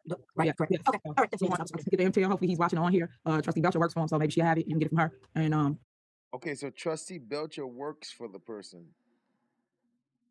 She should have said she's an employee for the company. So she works for the person that's supposed to be putting something in that building. Okay. All right. Thanks. get the MTL. Hopefully he's watching on here. Trustee Belcher works for him, so maybe she'll have it. You can get it from her and know what he's going to put there. Because I love to know that too. On the downtown area, I love to see like sit down restaurants, a little bit more jazz. Like if you go to other small communities, they got a ton of restaurants which we need of sit down, not just carry out. So I agree. Any other questions? All right. Clerk Key, can you call the roll? Bro, Kiana over there just keeps shaking her head like, what's that about? I don't know. For approval for move forward with Class 8. Okay, Trustee Steve. Yes. Let's move forward. Trustee Norwood. I agree. Moving forward. Belcher abstained. Trustee Brown. I agree. And Trustee House. I agree. All right. Okay, next on the agenda is discussion and possible action regarding resolution 21- related Belcher with these faces. to purchasing bowler posts for to place in front of Village Cafe at 14200 Dr. Martin King Drive, Jr. Okay, Trustee Belcher. Good evening. Canella, is Canella still on? Yes, I'm still here. Okay. The owner of the Village Cafe is on and is going to speak. Hi, thank you very much. Okay. Hi, thank you very much for your mayor and village trustees. My name is Canella. I'm the owner of Village Cafe Restaurant on the corner. In the last 3 years, there has been 12 accidents that have occurred in literally hitting the vestibule, which is the front part of the restaurant. In the 8 months that I have taken over since my father has passed away, the restaurant was Hold on, what? occurred in literally hitting the on the corner. In the last 3 years, there has been 12 accidents that have occurred. 3 years, 12 accidents? In literally hitting the vestibule, which is the front part of the restaurant. In the God damn, that restaurant is a liability, man. 12 accidents in the front of the restaurant, hitting the vestibule, man. 3 years, there has been 12 accidents that have occurred in literally hitting the vestibule, which is the front part of the restaurant. In the 8 months that I have taken over since my father has passed away, the restaurant was hit twice in a month. Luckily, nobody was hurt. About 2 weeks ago, again, I had my contracting team there trying to fix the vestibule, getting it back to not being closed. And my contractor literally said to me that he felt the heat of the accident behind him as he's on a ladder because an accident occurred as they were trying to fix it. So I'm just asking to see what can be done. I know it is city property, but to try to get some ballards on the corners there for the safety of pedestrians walking, the safety of patrons in the restaurant, and just all around the safety of the people. Okay, couple things. Let's go to Chief Collins. Did you do a study on that location as of yet for accidents? There have been quite a few accidents, intersection related. However, in a 5-year history, I did pull specifically just for 4200 Martin Luther King Jr. Drive. There had been an accident that actually hit the building. Prior to that, in 2018, there was a traffic crash in which a car and a box truck and a pole were involved. In another accident back in 2018, a pickup truck backed up into another vehicle. However, the intersection has had quite a few accidents, but as far as almost hitting the building or hitting the building, I don't have any data except for the one actually that did occur a couple months ago. Okay. Okay, so basically what we're trying to... Hey, restaurant owner, are you exaggerating a little bit? Did you get hit once or twice and act like you got hit every time there was an accident over there? See was what you need of getting them placed. And then if you do decide to put them down, you have to pay for them yourself. The village will not incur the cost. So I don't know if you have funds to put them in place yourself. And then also I refer to the attorney because normally people do an accident report to see if you're incurred the cost. So what you need of getting them placed. And then if you do decide to put them down, you have, okay. As far as almost hitting the building or hitting the building, I don't have any data except for the one actually that did occur a couple months ago. Okay. Okay, so basically what we're trying to see was what you need of getting them placed. And then if you do decide to put them down, you have to pay for them yourself. The village will not incur the cost. So I don't know if you have funds to put them in place yourself. And then also I refer to the attorney because normally people do an accident report to see if your site is warranted for placing them down. Right now, what he just stated is when he had one accident that actually went into the building. And I definitely feel your pain because if it was me too, I probably would want to put some kind of post or something up as well, but it would be at the expense of the business owner. So are you okay with paying for them or? Well, I didn't know which way this was going to go. I just don't understand because I have a police report from June. There was an accident in June of a car going into the building. And then there was an accident in July, a month later, of a car going into the building. So literally 2 accidents in a period of a month. So I'm just not sure, I guess, how it wasn't reported when I have the accidents there. Like the car literally ran into the building. One, it was worse. The July accident was a lot worse than the June accident. So. Okay, I guess my question would be. What's going on? Your police, your chief over here talking about, I ain't really seen no accident outside of, she got police reports and everything, accident reports. If you have that report, maybe you can give it to Chief Collins because if he's stating in our system, we have no reports of a vehicle going into your building. He said there's always accidents at that intersection. You have that report, maybe you can give it to Chief Collins because if he's stating in our system, we have no reports of a vehicle going into your building. He said there's always accidents at that intersection, is what he's saying. He's saying that nothing as relates to hitting your property. Is that right, Chief Collins? Well, listen, if I'm the mayor, I gotta go with my people. If my chief says he don't got no accident reports for that, I got to go with what he say and not what you say. That's just how it works. Until you can prove otherwise, I have to take his word over your word. That's just how it goes. So it's 2 conflicting stories. The police chief is saying we don't got no reports. So technically, with no reports, then there was no accidents there. She's saying she got evidence of the reports. Until she can produce the evidence, if I'm the mayor, I gotta go with what my police chief say. That's just how it goes. And we can take a closer look at the data. What I do have is just written data. I don't have traffic accident reports in front of me. What? Oh my God. Oh man, bro, you busted. Oh my God. Look at here. Chief Collins, you bad boy, you. Yo, this is crazy. Listen, y'all heard this?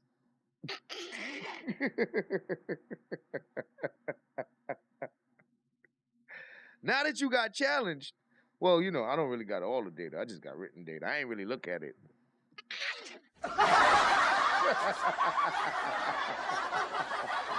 Well, you know, tell you the truth, I didn't really look at it. I just got just general information. I ain't really take the time to go actually look at.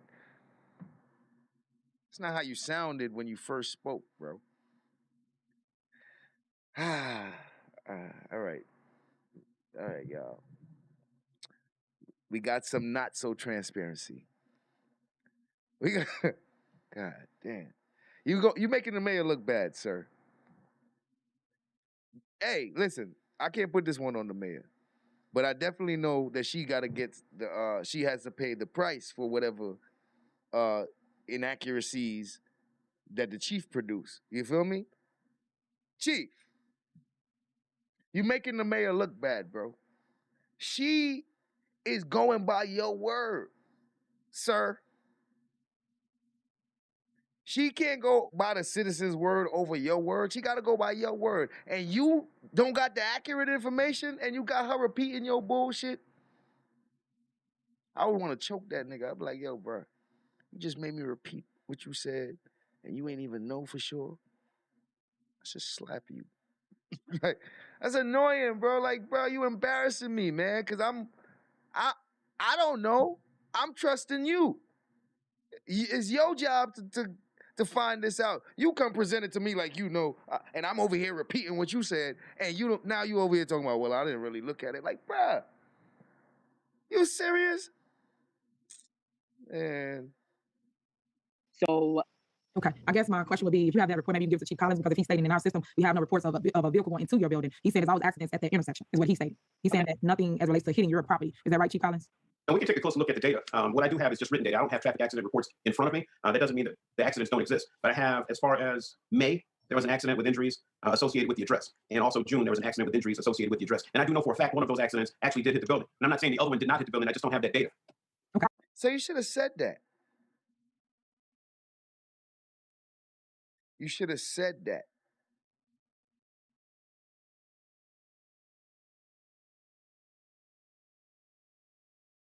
You didn't say that at first. I was under the impression that there wasn't no accidents that hit the building because you said there wasn't. You ain't say, well, it's possible that I didn't get all the information. You didn't even throw none of that out there. You made me question whether the lady was even being honest. Bro, you made me question the lady's honesty, bro.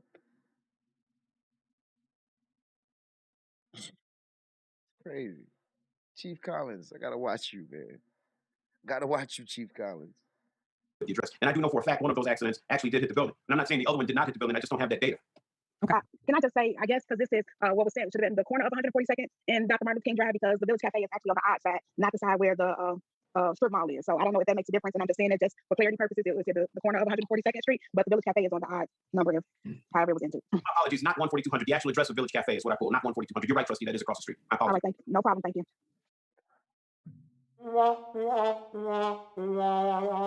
Shout out to Belcher, man. Shout out to Belcher. Come on, bro. Come. Shout out to Litigation Fund. Shout out to the Litigation Fund.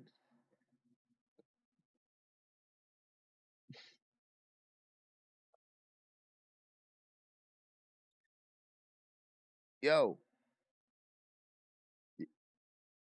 Chief Collins might not be the most honest guy.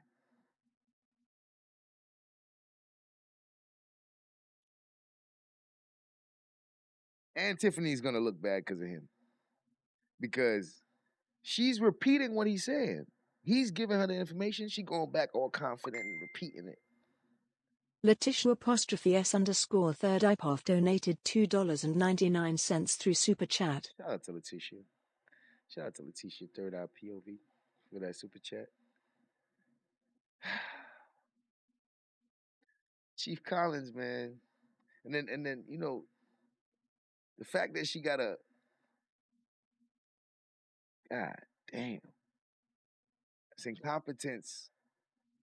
And, you know, once you repeat what he said and it's not true, that makes you a liar, Mayor.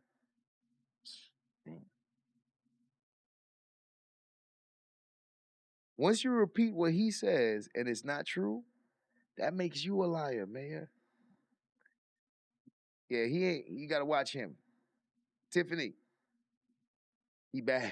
He not good for business. He not good for business, Tiffany. God damn. Not 14200. The actual address of Village Cafe is what I quote, not 14200. You're right, trustee. That is across the street. I All apologize. right, thank you. No problem. Thank you. Okay, so Ms. Is it Canella? Canella, yes. Canella. Okay. Are you able to afford the post to put in front of your establishment? I can't answer that at this time because I do not know the cost of how much the post will be.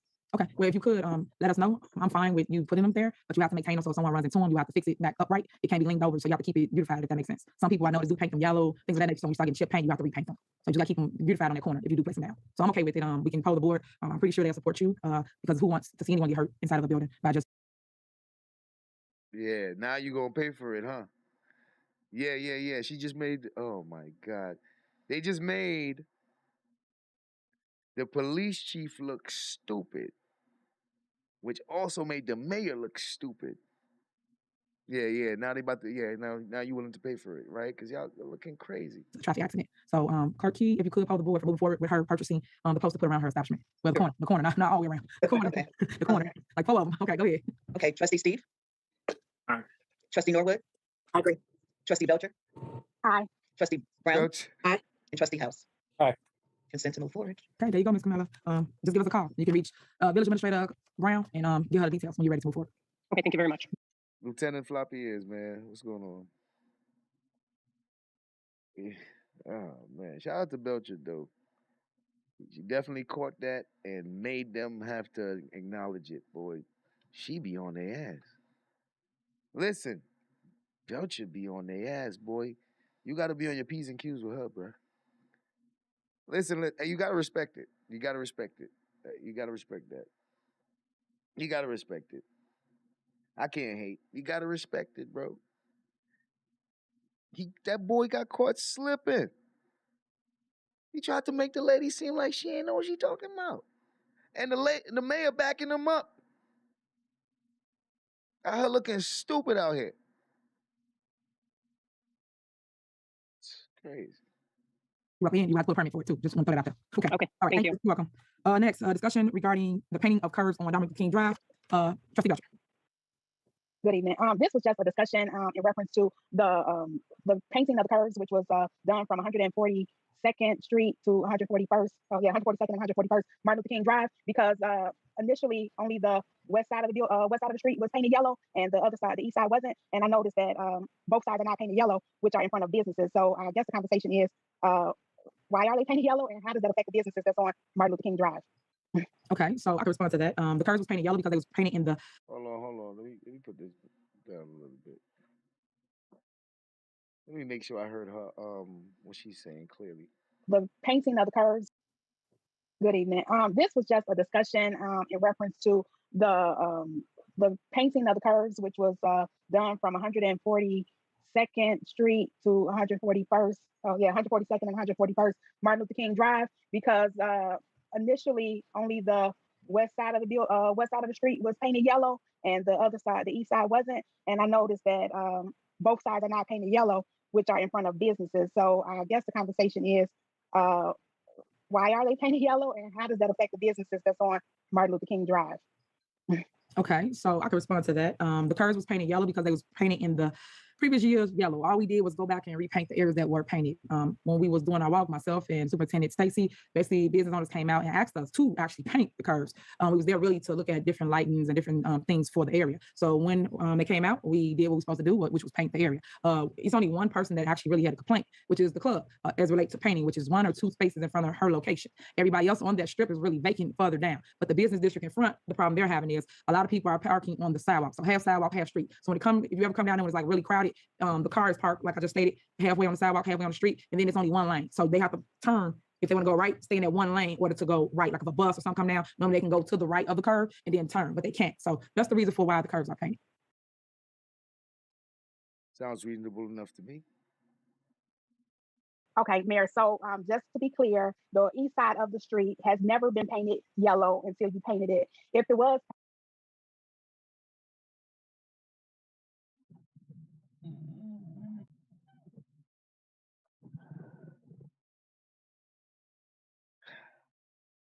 DJ Cleveland, what's up?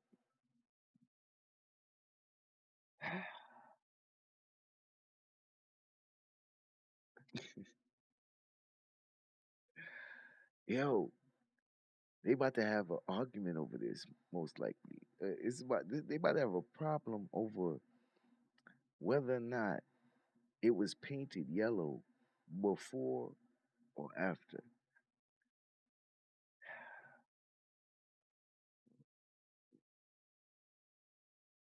Now, little things like this is petty to me. However,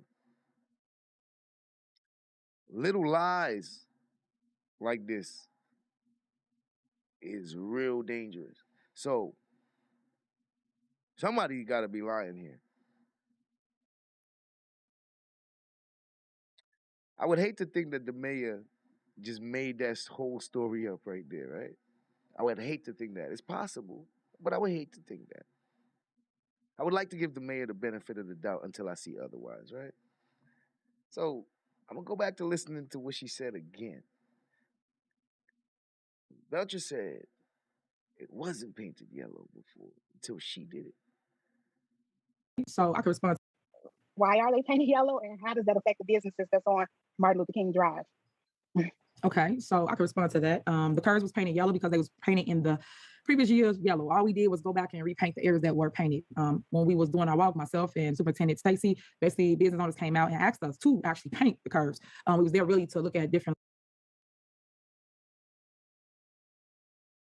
She said she started off with the statement that they was already painted yellow. Then she went on to say that her and Stacy then went out and did a walk, and the people asked her to paint it. Was it yellow already? I mean, she made the statement. She started off initially saying it was already yellow. But when you made the statement and said they asked you to paint it, you might want to reiterate that it was yellow already. You might want to just say that again, just for clarity. You'd be like, and we went out there, me and Stacy, and we went out there, and the people asked us to paint it. It was already yellow. They wanted us to paint it again. You know what I mean? Because she's saying that it wasn't yellow. God damn, man. I don't know. I don't want to call either one a liar, but I tend to want to give the mayor the benefit of the doubt because that's the person that has the responsibility. That's the person in charge. That's the person that everything falls on. So I tend to lean towards what they're saying because they know better. Anything they do wrong they're gonna have to pay.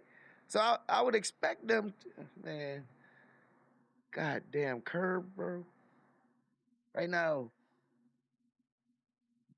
somebody's not telling the truth over the color of the curb, man.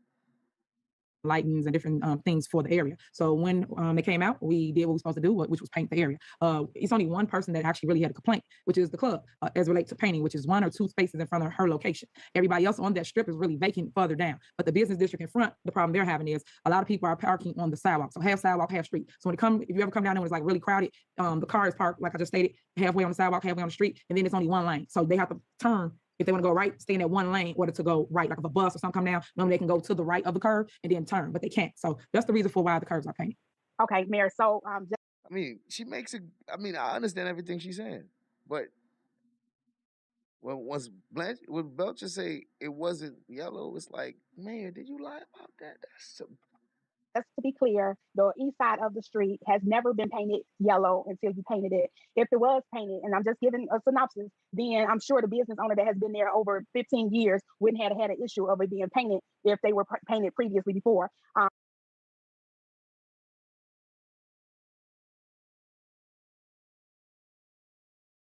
I feel adamant to say that 3 business owners on that street have complained about it. So for you to say they asked you to do it seems kind of weird when I'm getting the calls and other trustees. So it's just not me getting the calls about this street being painted. My concern is now though, people that are going into this club or wherever the eye doctor, they'll have to park in residential area and walk to MLK to go to whatever business establishment because across the street is a private lot.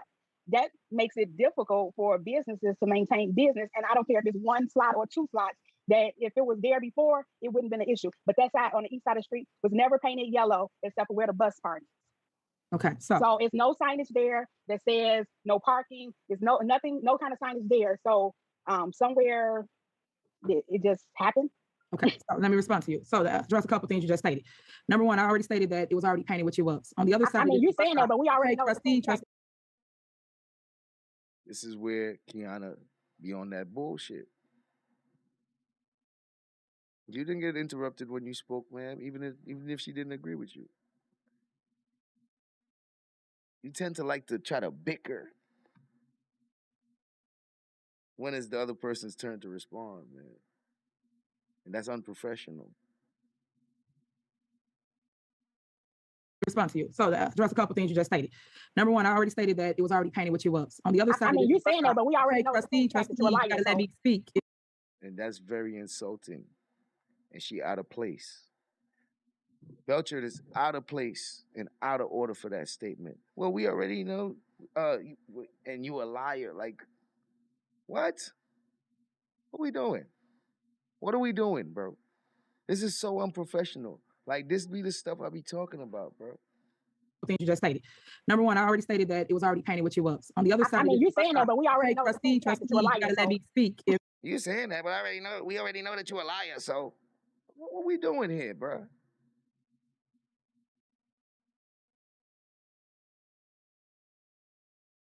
It's ridiculous, man.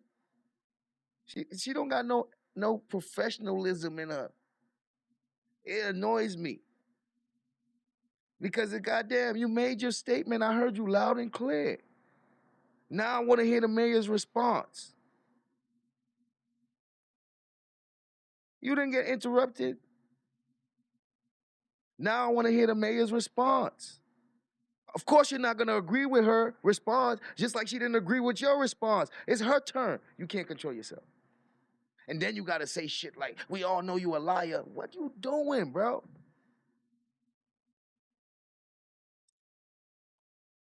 None of y'all deserve these positions, man. You just stated. Number one, I already stated that it was already painted with your ups. On the other side, I mean, you're saying that, but we already know trustee, that you're a you liar. gotta So let me speak if you want to respond from me. Like I was quiet when you spoke, thank you. So basically on the other side where the bus terminal is, no one ever parks there anyway. And yes, we did order signage. Signage have not came yet. So that's why you don't see signs up. And as it relates to you stating that a person has to park in residential area, untrue. Anybody that lives in the area, 1 second, trustee, point of order, thank you. Anybody that lives in the village of Dolton knows. Bro,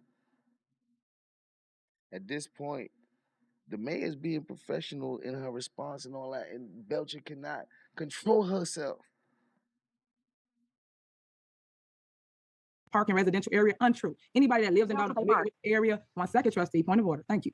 Anybody that lives in the village of Dolton knows that anybody that goes to that club, that they park across the street inside of the old Zion Church parking lot, number one. And number two, they park in their lot or the lot adjacent to their building is where a majority of their people park. So me painting a sidewalk just to get structure for the downtown area is not hurting anyone. Like I stated before, it is one space, I'm saying two, but it's only one space in front of Angels, which is the club that we're complaining about. Other than that, everything else down there is really abandoned. The next thing that's down there is the eyeglass place, which actually is thankful for it because they will have signs that says 15-minute waiting. So when you keep saying paint, that's the reason why we paint it. And then she cannot help herself, bro. She got to make all these like, ma'am, come on, bro. Let's be professional here, bro. This is government. They act like they're in school or something, bro. And I would allow Stacey Corral to actually speak to this because he was with me when the business owner came out and asked us to do what I'm stating we're doing. I don't have to make that up. I don't just go down painting curves for no reason. So yeah, she's out of order, out of line for calling the lady a liar. We know you a liar anyway. Come on, what we doing here, man? And then you can't even control yourself. You see, this is where they lose me. This is where I'll be like, you see, that's why I already know like y'all too petty, especially you, Kiana, because you can't control yourself. Especially in moments like this, like damn, just let her get it out. Of course, you're not gonna agree with her because y'all have opposing opinions on the situation. So let her get her part out, and you can address it. Like, god damn. Stacey Corral, if you could come yes, on. I don't. The superintendent, please don't get involved in this. What's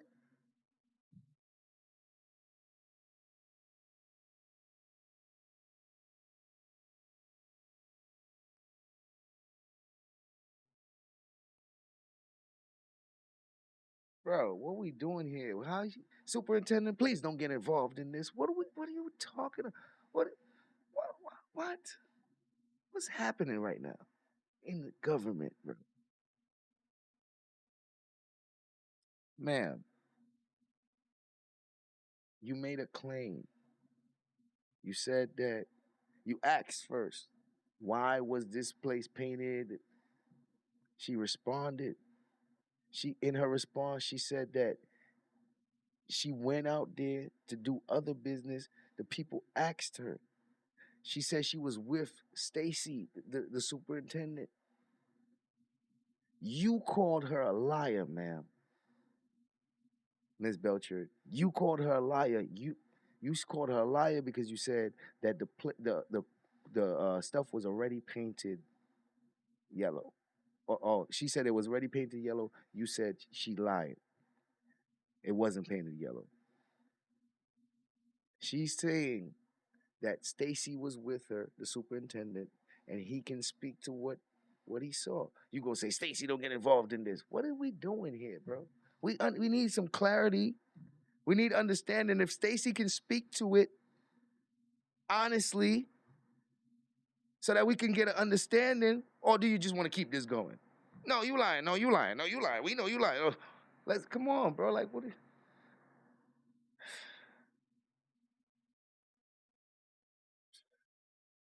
Now painting curves for no reason. So Stacy Corral, if you could come Yes, on.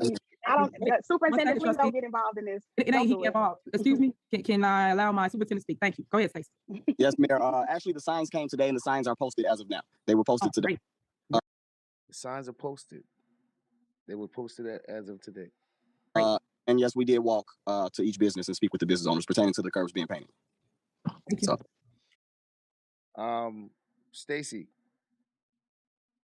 I don't know if you was listening, bro, but you ain't addressed what's in question here. Now, Stacy acknowledged that they wanted the business owners asked them to paint it, but Stacy, was it already yellow?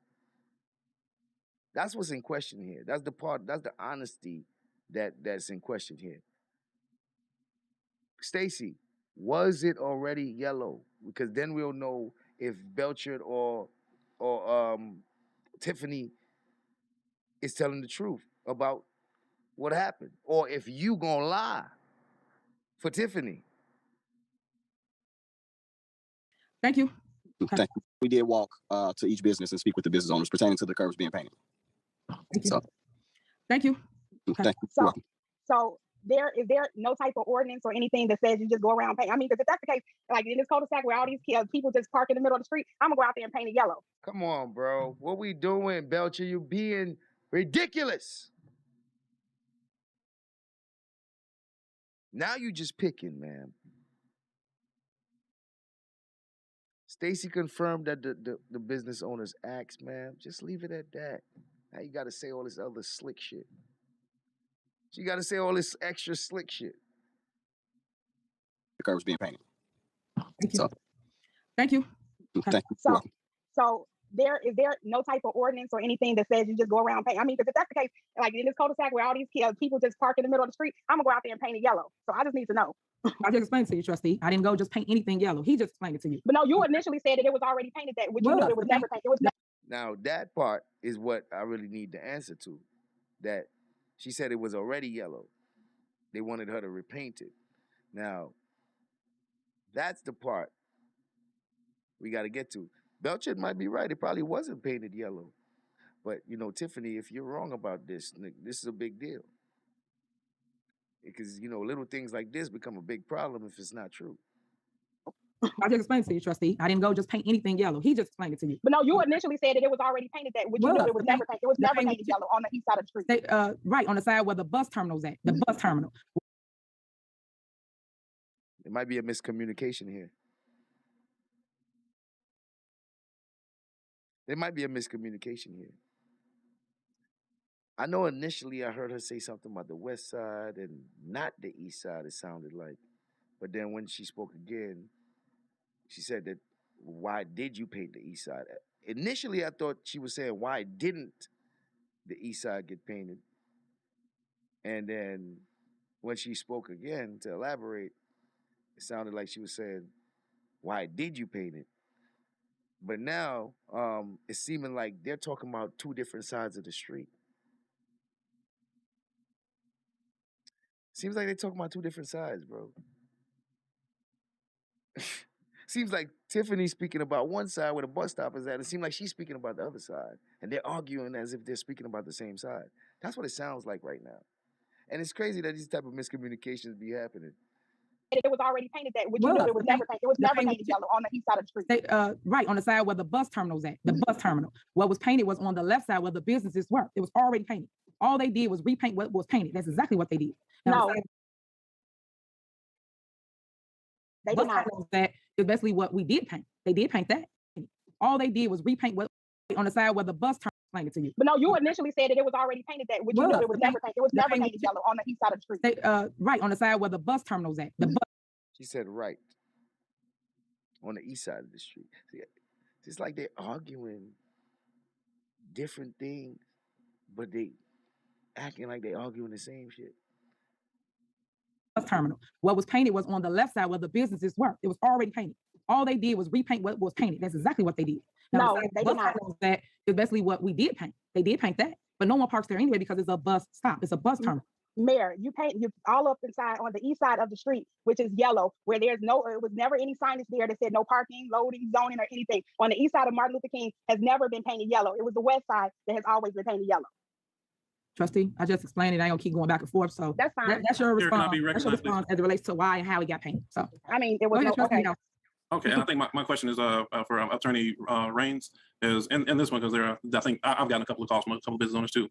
If it was the desire of the board to not have that as a parking, allow parking on there, is that something that will be subject to board vote, or is that not subject to a board vote? Parking restrictions would be by ordinance. Right. Thank you very much. So do we have, Attorney Raines, do we have an ordinance that says that the east side of the street of Martin Luther King Drive, which was formerly Chicago Road, was a no parking zone and painted yellow prior to when it just happened? That would have to be something verified with the clerk if there's an ordinance already on the books that predates today or the day that it was painted. And if it's not, then what is the ramification of people parking there or getting tickets or anything? What is the legal ramification of that? Well, there's if also it's not an ordinance. There's also state statute which prohibits parking within a certain amount of feet of an intersection. So I would have to look at the intersection to give you an opinion about. Okay, this is the whole right, but this.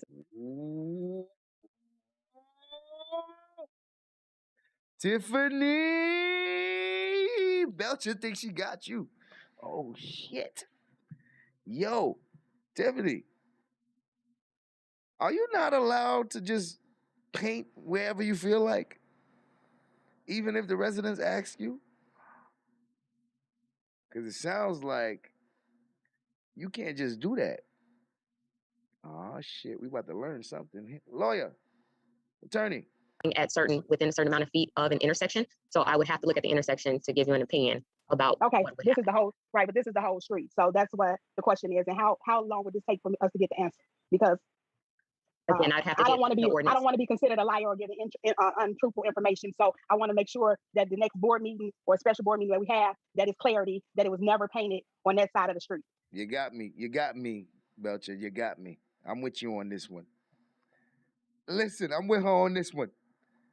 I don't like how you handled it initially, but now that you done spoke to the attorney and they pointed out this stuff, Tiffany, who told you could do that? Yo. Boy, they on her ass, bro. They on her ass, bro.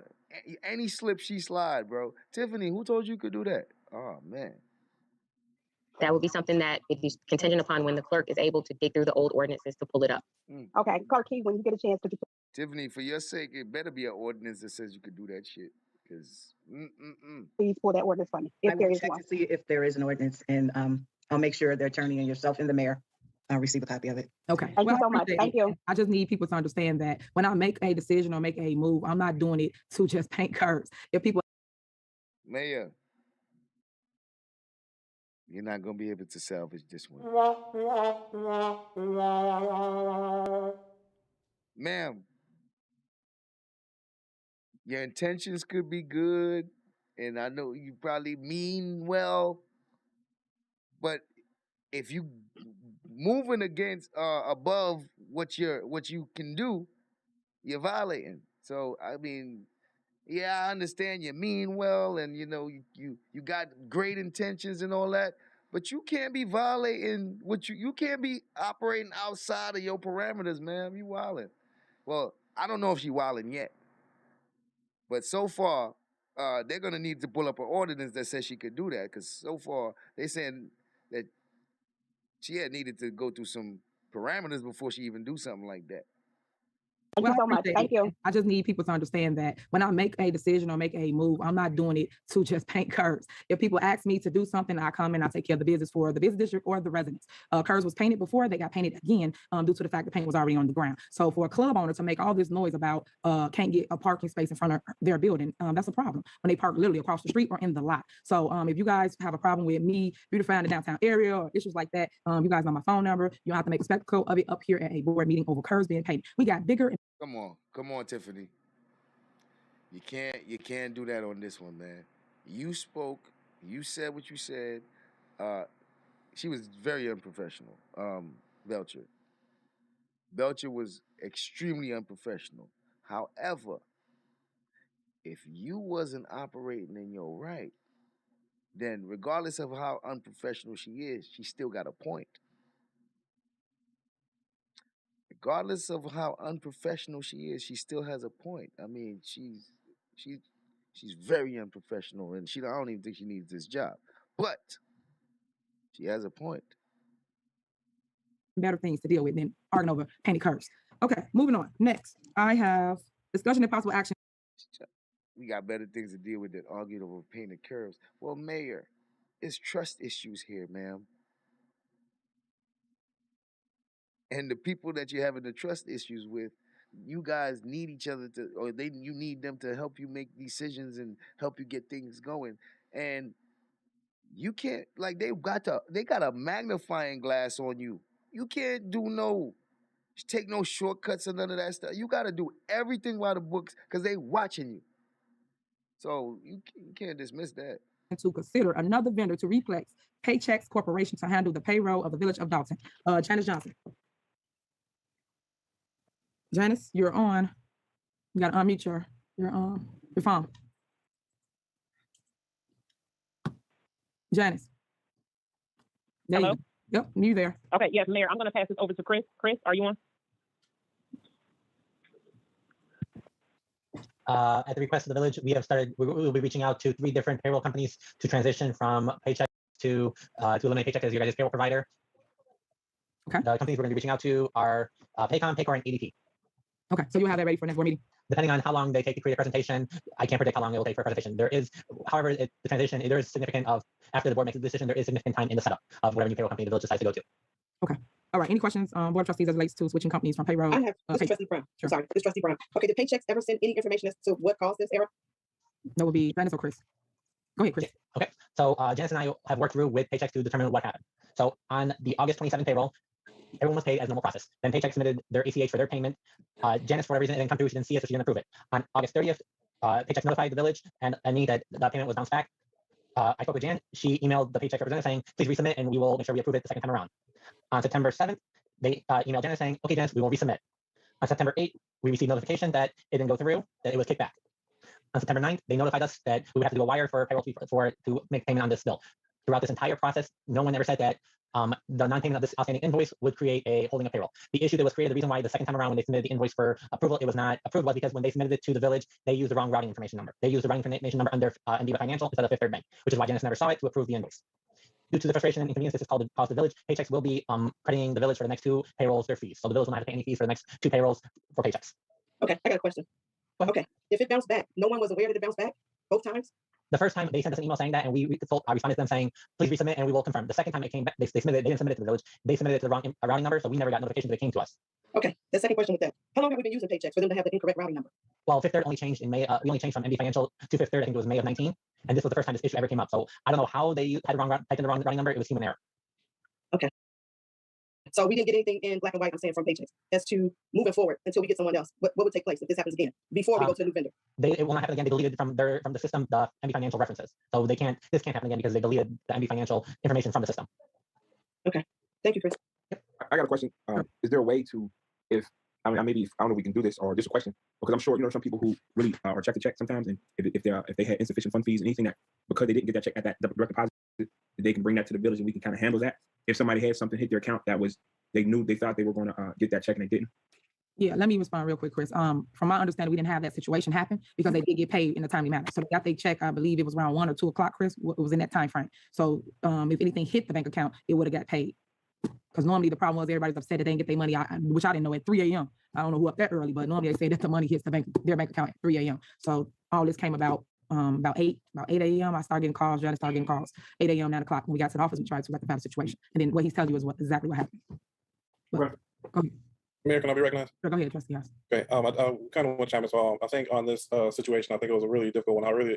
It's highly irregular from my experience that a payroll company would not perform this duty over a minimal amount of money. So I'm very disappointed that they did it. So if some steps were missed, I'm not saying that steps were, but for a marginal amount of money, I think any reputable company would have worked with the village and made sure that employees got paid. I think that's a really serious matter. I would commend, in particular, with Chris and Ms. Johnson. I think that they did jump on things very, very quickly as a board. And the mayor, I know everybody saw this as a huge issue. And I think we just want to make sure that the employees know that we value them, so that it was rectified that quickly. And I think that moving to a different company is the right solution if that minor of an oversight would cause paychecks for the company that we're with. I can't remember the name at this moment, long meeting. But I think that seeking a new vendor is the appropriate answer to make sure that statement is made that we're not going to accept that kind of service. Mm-hmm.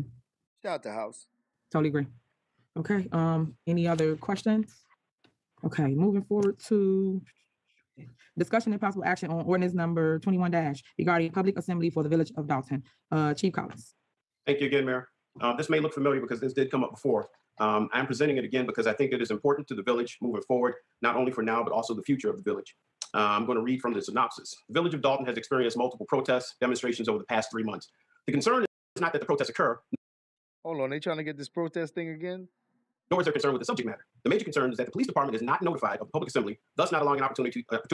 Oh, he trying to get this protest thing again where the police get 5 days notification. They back with it again. To assess the health, safety, and welfare of the public due to the assembly. With a lack of notice regarding a planned protest or demonstration or assembly, all officers on duty are compelled to respond to the location of the assembly due to the potential of civil unrest. In addition to other safety concerns, this alone deprives the citizens of the village of Dolton access to the normal daily services provided by the police, such as patrols, investigating criminal activity, and responding to calls for service. Public safety is severely compromised by not having an adequate number of police officers on hand to respond to a public assembly while continuing normal patrol operations. This also compromises the safety of the village of Dolton police officers by not having enough officers available to handle potential volatile situations. Additionally, by not providing a notice of a planned public assembly, the Office of the Chief of Police is not afforded an opportunity to assess the location of the gathering to determine if a significant public safety issue exists or to determine safe routes for pedestrians and vehicle traffic. I'm hoping that over the past couple of weeks that the decision makers have taken an opportunity to actually read through the ordinance. Nowhere in the ordinance does it impede or stymie anyone's personal liberties or their First Amendment rights. All we're simply asking is just to be notified of the assembly so that we can be properly prepared. That is it. Thank you. Okay, any questions from the Board of Trustees? Okay, can you poll the board as it relates to move forward with this ordinance? No. Wait, real quick, Mayor. Go ahead, Trustee Norwood. I have a question prior to moving forward. I know we had discussed this at the last board meeting. I just want to make sure I'm clear on a few things. The stipulation that we had in place was that the protesters had to notify the department in time. Was it like 5 days prior to them protesting? That's correct. Oh, go ahead.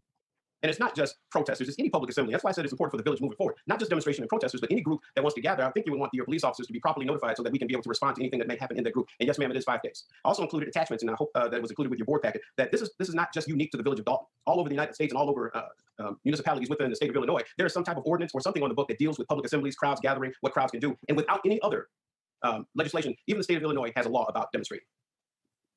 Okay, got you. And just so I'm clear, I'll have you, Chief. So with this, I think there was a few things. They had to notify you all within 5 days. They had to get like a permit. Was it? No permit, just notify you all. No, there's no extra burden other than the notification in writing. Dear Chief, we'll be assembling at such and such location on such and such date at a particular time. And without any other action, the assembly is allowed to occur. Okay, and for whatever reason, if it's not, if they did notify you in 5 days, what happens? Then the organizer or the organizers of the gathering can be fined. Gotcha. Okay.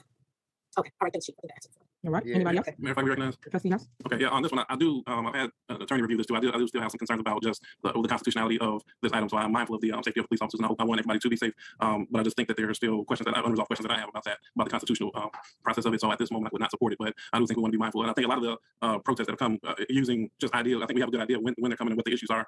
So while I'm looking at the constitutionality of it, I want to just say I hope we're safe and cautious with the events that we do plan, because I think there's outstanding issues that we just have to get resolved that will eliminate some of the protesting. Yeah, they're not voting on this. They voted no the last time. They're not voting on this. Got anyone else? Okay. Can you poll the board for Sure. approval? So moving forward with this. Thank you. Trustee Steve? No. Trustee Norwood? No. Trustee Belcher? No. Trustee Brown? No. And Trustee House? No. Okay. Next on the agenda is discussion and possible action regarding reconsideration of increased rates for services rendered in the housing department. That would be Ms. Harris. Are you there? Mrs. Harris? Sandra?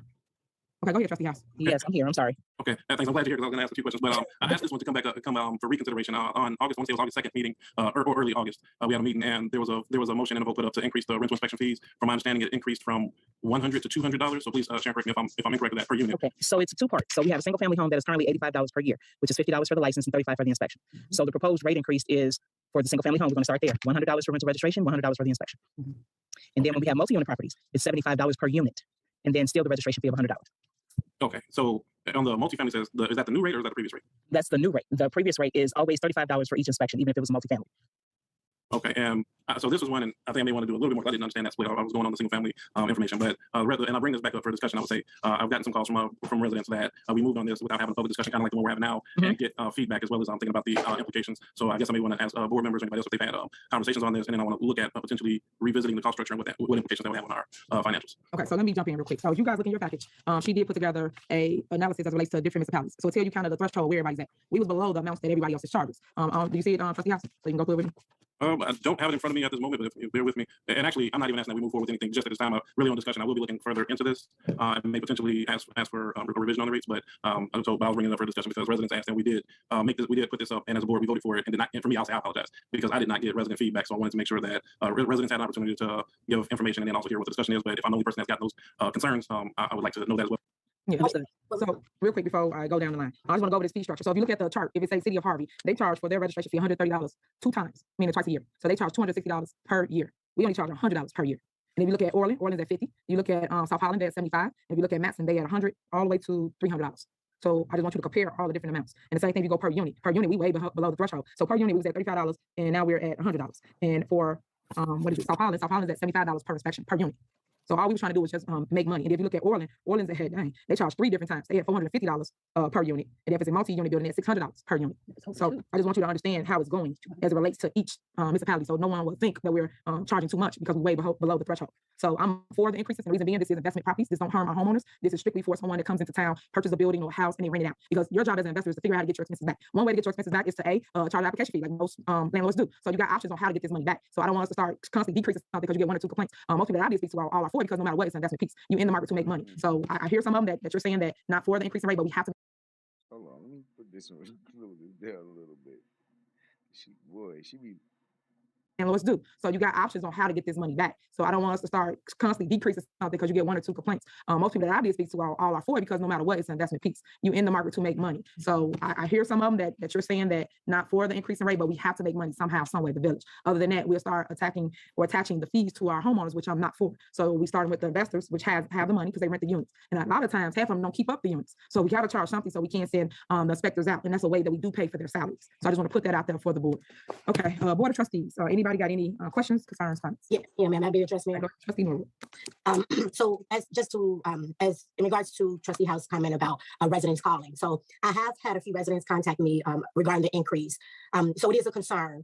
And I think as I explained to you earlier, Mayor, because of things like this and because of the length of this meeting and because of timing, for timing purposes, I won't get too detailed, but I really do think that we need a housing committee because these type of changes will be where we discuss it as a board as a whole, and then we'd have a housing meeting where we could get the residents' input, and then we can move forward on it. So again, I just think that if we had a housing committee, this would be something that would go there and be discussed in a housing committee, and we would not be, spend so much time on our regular meeting trying to figure things such as this out. So again, I just think that we need a housing committee so that we can all discuss things like this. It can be transparent for the residents, for the investors, and for us, so that we can all be on one page in regards to the changes. So I do think that I did receive a list from you of the different municipalities and their fees. So I'll go back and I'll revisit and I'll do some comparing, and then I'll go back to the board members and just see what they're thinking so that we can revisit this, because residents were concerned, and I'm glad he brought it back up because I don't want the residents thinking that we don't hear them, because we don't.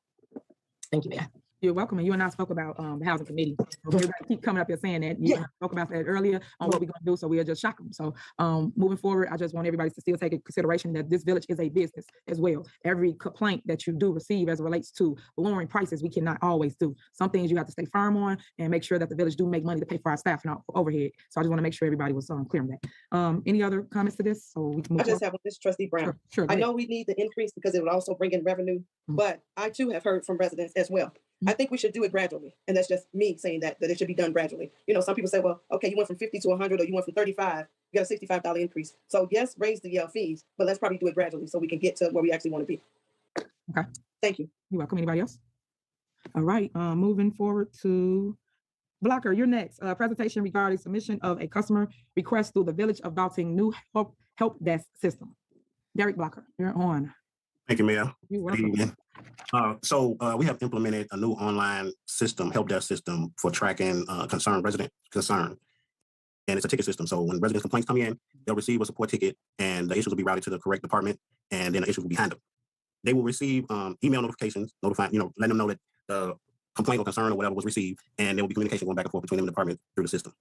I can kind of go through it real quick, or I can just create a little video thing and have it posted later to give residents a little instruction on how to use the site, because there are several ways that the tickets can get input into the system. The first is if through the customer service phone number, if someone calls in, the personnel will enter them into the system. If emails are sent to the complaint email and a suggestion from mayor email, it will automatically get input into that system. And also there's a front end website where residents can go and enter the ticket themselves. So I can either go through that real quick, or I can just create a little video or something and have that posted on the website. Okay. Board of Trustees, would you like him to go through it, or do anybody understand what it is he's trying to accomplish? Trustees, or do you have questions for Derek? I understand. If you create a video, that'd be great. I understand what you're trying to do. Okay, everybody. Okay. Do you want to, Clerk, can you call the board to see about moving forward with Derek's? Sure. Yeah, help desk. Trustee Steve, Yes, I'm okay before. Trustee Norwood, I agree. Trustee Belcher, Moving forward. is Trustee Belcher on? Trustee Brown, I agree. Trustee House, I agree. Trustee Belcher. Hear me? Oh, now I can. Aye. Okay, thank you. Right. Next, we have a discussion possible action on ordinance number 21- regarding block by block programs to sell vacant houses in the Village of Dolton. So for many of you that don't know me, I've been a trustee for 8 years. In my 8-year discovery, I have made a program called block by block. And what that entails is putting all the vacant properties back on the tax roll. So I structure where you can buy a house for $1 or you can buy a house for $5,000. I brought this up as mayor, and I tried to initiate that in the last couple months prior to this. And I told the board to basically go and tell me what you want to change, implement, add to, take away as related to this program that I did structure. Right now, we're here at this moment, and I'm going to host a town hall meeting, which is next week, Wednesday, to talk about block by block. I'm asking the board of trustees to join me and also tell me what it is that you guys want to put into this program. I don't know if any of you guys did any homework on it or know what you guys want to do with it, but please just let me know ahead of time. And just for the sake of time, we're not going to go through block by block. I just want you guys to either email me or we can meet over the next couple of days coming up to talk about block by block program. That's really just the statement I wanted to make, so everybody know where we're going. So we give it back to the community. The community can chime in and go from there. If anybody wants to come in and get a sample of what that structure looks like, you can come into Village Hall, and then I'll just read it into record, and we will move on and pull what it is that I already structured. I talked to some of the trustees already as relates to block by block, but I want to read. Clerk Brown, can I get the block by block setup, the structure, the flyer? I'm gonna read this into record so everybody that's watching understands and know what we're trying to do. So it's called block by block housing program. So for the free houses, it was strictly for investors. The qualifications was proof of funds of 20K, licensed and bonded contractor, which you must have, a 90-day permit, and then you receive a housing inspection, which is the initial and the final. Additional fees will apply only if you fail the inspection. You have to pay again. Escrow is only $1,000, and that's crazy because when I first came into office, escrow was on a sliding scale, so we made it a flat fee of $1,000. Lotteries for investors, that means you will pull a number, and then I had a structure where it was a 75-25 split, which means 75% goes to the investor, 25% goes to the village. And of course, budget is unforeseen, so that means you need to make sure that you actually budget for things that you don't know. So sometimes you tear down a wall, and then you have wood behind it.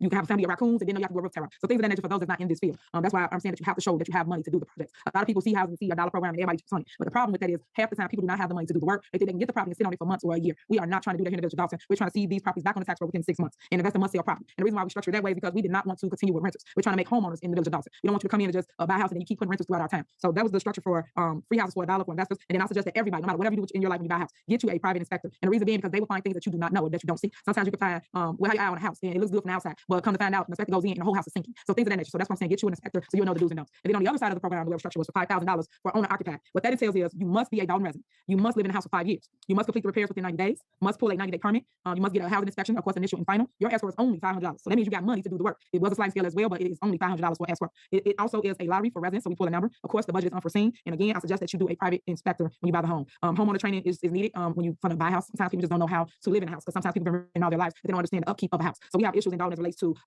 overgrown weeds, broken out windows, and things of that nature that people can't afford to fix. So just so you know, that was the structure. Right now, myself and the board of trustees is just trying to put together the guts of the program as it relates to who will oversee it. How do you qualify, which I kind of like hit on it a little bit, and then what will be the process, and then what properties will be. And is it free and clear? All the properties are free and clear. That means no back taxes on it, no mechanical liens. It's a free and clear title. And I always try to encourage people to put money back into your child. That's home ownership. You got a house instant equity of, I'm just making numbers up. It can be $60,000, but $100,000 house at $5,000 for your child. So of course, don't nobody ever really move out of town. Normally, when you raise your family inside a small town like Dolton, you normally the kids will grow there too. Sometimes we leave because it's too cold or the weather or whatever. But but majority of the time we all stay here. I just want to put that out for the record. When we are discussing this as it relates to myself and the Board of Trustees. I will be having a town hall meeting next week. Trustee Norwood said she wanted to do a housing committee. We spoke today, and we will be doing a housing committee as well. So you'll hear more about this in the upcoming next 2 weeks. So I just want to put that out there for the record. And because what time is it? Oh, that was a lot. It's 10 o'clock. If, So, if I can really briefly, next Wednesday we did have the finance committee meeting scheduled for 5:30. So I heard. okay, my town hall meeting I think is at 7 or 7:30. So you're meaning like 30 minutes, an hour or so? Yeah, it shouldn't be more than an hour. Thank you. Okay, okay, cool. So I'm gonna go to what was that? Can I be recognized? Yeah, go ahead. I understand that you really want this program. What this needs to go to a committee. Period. Trustee, okay, hold on, pause. Let me finish my statement. Wait a minute, because I just said all of that because I didn't want to go back and forth. So What's about to happen? What this needs to go to a committee. Period. Trustee, okay, hold on, pause. Let me finish my statement. Wait a minute, because I just said all of that because I didn't want to go back and forth. So I want to get to the last item so we can go.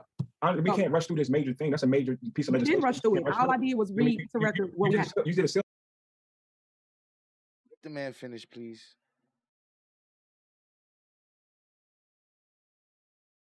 See, this is why Steve's be getting pissed off. Let the man get his thought out, man. Let him finish his opinion, man. Whether you agree with it or not, let him finish, bruh. What this needs to go to a committee. Period. Trustee, okay, hold on, pause. Let me finish my statement. Wait a minute, because I just said all of that because I didn't want to go back and forth. So I want to get to the last item so we can go.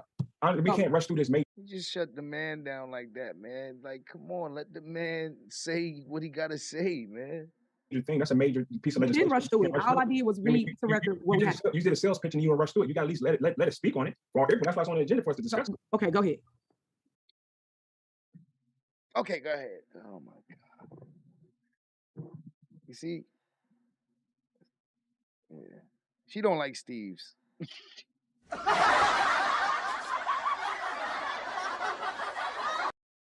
Bro, she don't like Steve's, bro. And he probably don't like her either. But she don't like that nigga. That's why it's on the committee, the whole meetings. We discuss this thing. All I'm saying is that we can have a town hall meeting. You can have all that. If you don't have the board's vote to push this legislation through, it will go nowhere. It will be all for naught. You just have a. He loved to threaten. He loved to threaten with that. That's one thing he loved to do. Say stuff like, you need us. If we don't do it, you can't get it done. Like, he loved to push that forward, boy. That's town hall meeting just to make the sales pitch. You have to sell it to the trustees, and the trustees, I can speak for myself, it needs to go to a housing committee. And you can establish a housing committee, but I think we need to establish our own housing committee. So moving forward, that's what we're going to do. We're going to have to do that. So like I said, we can have a town hall meeting, we can talk about it, you can sell it, but Kiana is loving this. Look at Kiana over there. It's up to the trustees to pass it. That's what we do. We legislate, right? We legislate. So that's a legislation that you want passed. We won't have to pass it. So what I'm saying is that we're going to have to have a committee to actually go through it, and we can actually make this as transparent as possible. Not a town hall. You can have a town hall meeting, please. You do. I mean, what's the problem with having the meeting or the committee? What's the problem? If they wanted to have a committee, let them have a committee, man. The fuck? Like, I don't see the problem. If they want to have a committee on it, let them have a committee on it. Go through it. Like, why not? If that's gonna make them vote on it, why not? We can all come there. It's still gonna come to the trustees after pass. And you know that from being a trustee for 8 years. It's gonna come to the trustees. Okay. So now let me respond to you. Because I made my statement and I guess you missed all of that. I just stated that I spoke to Trustee Norwood as related to a housing committee. So I guess you missed that. So I guess I'll say it again. So we're Well, she did say that.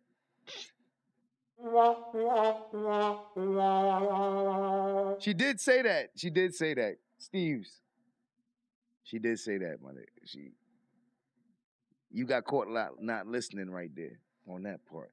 Doing a house committee. So stop saying what I ain't doing. I'm having a town hall meeting regardless of with you or without you. It's already structured on my calendar to talk to the people like I always do.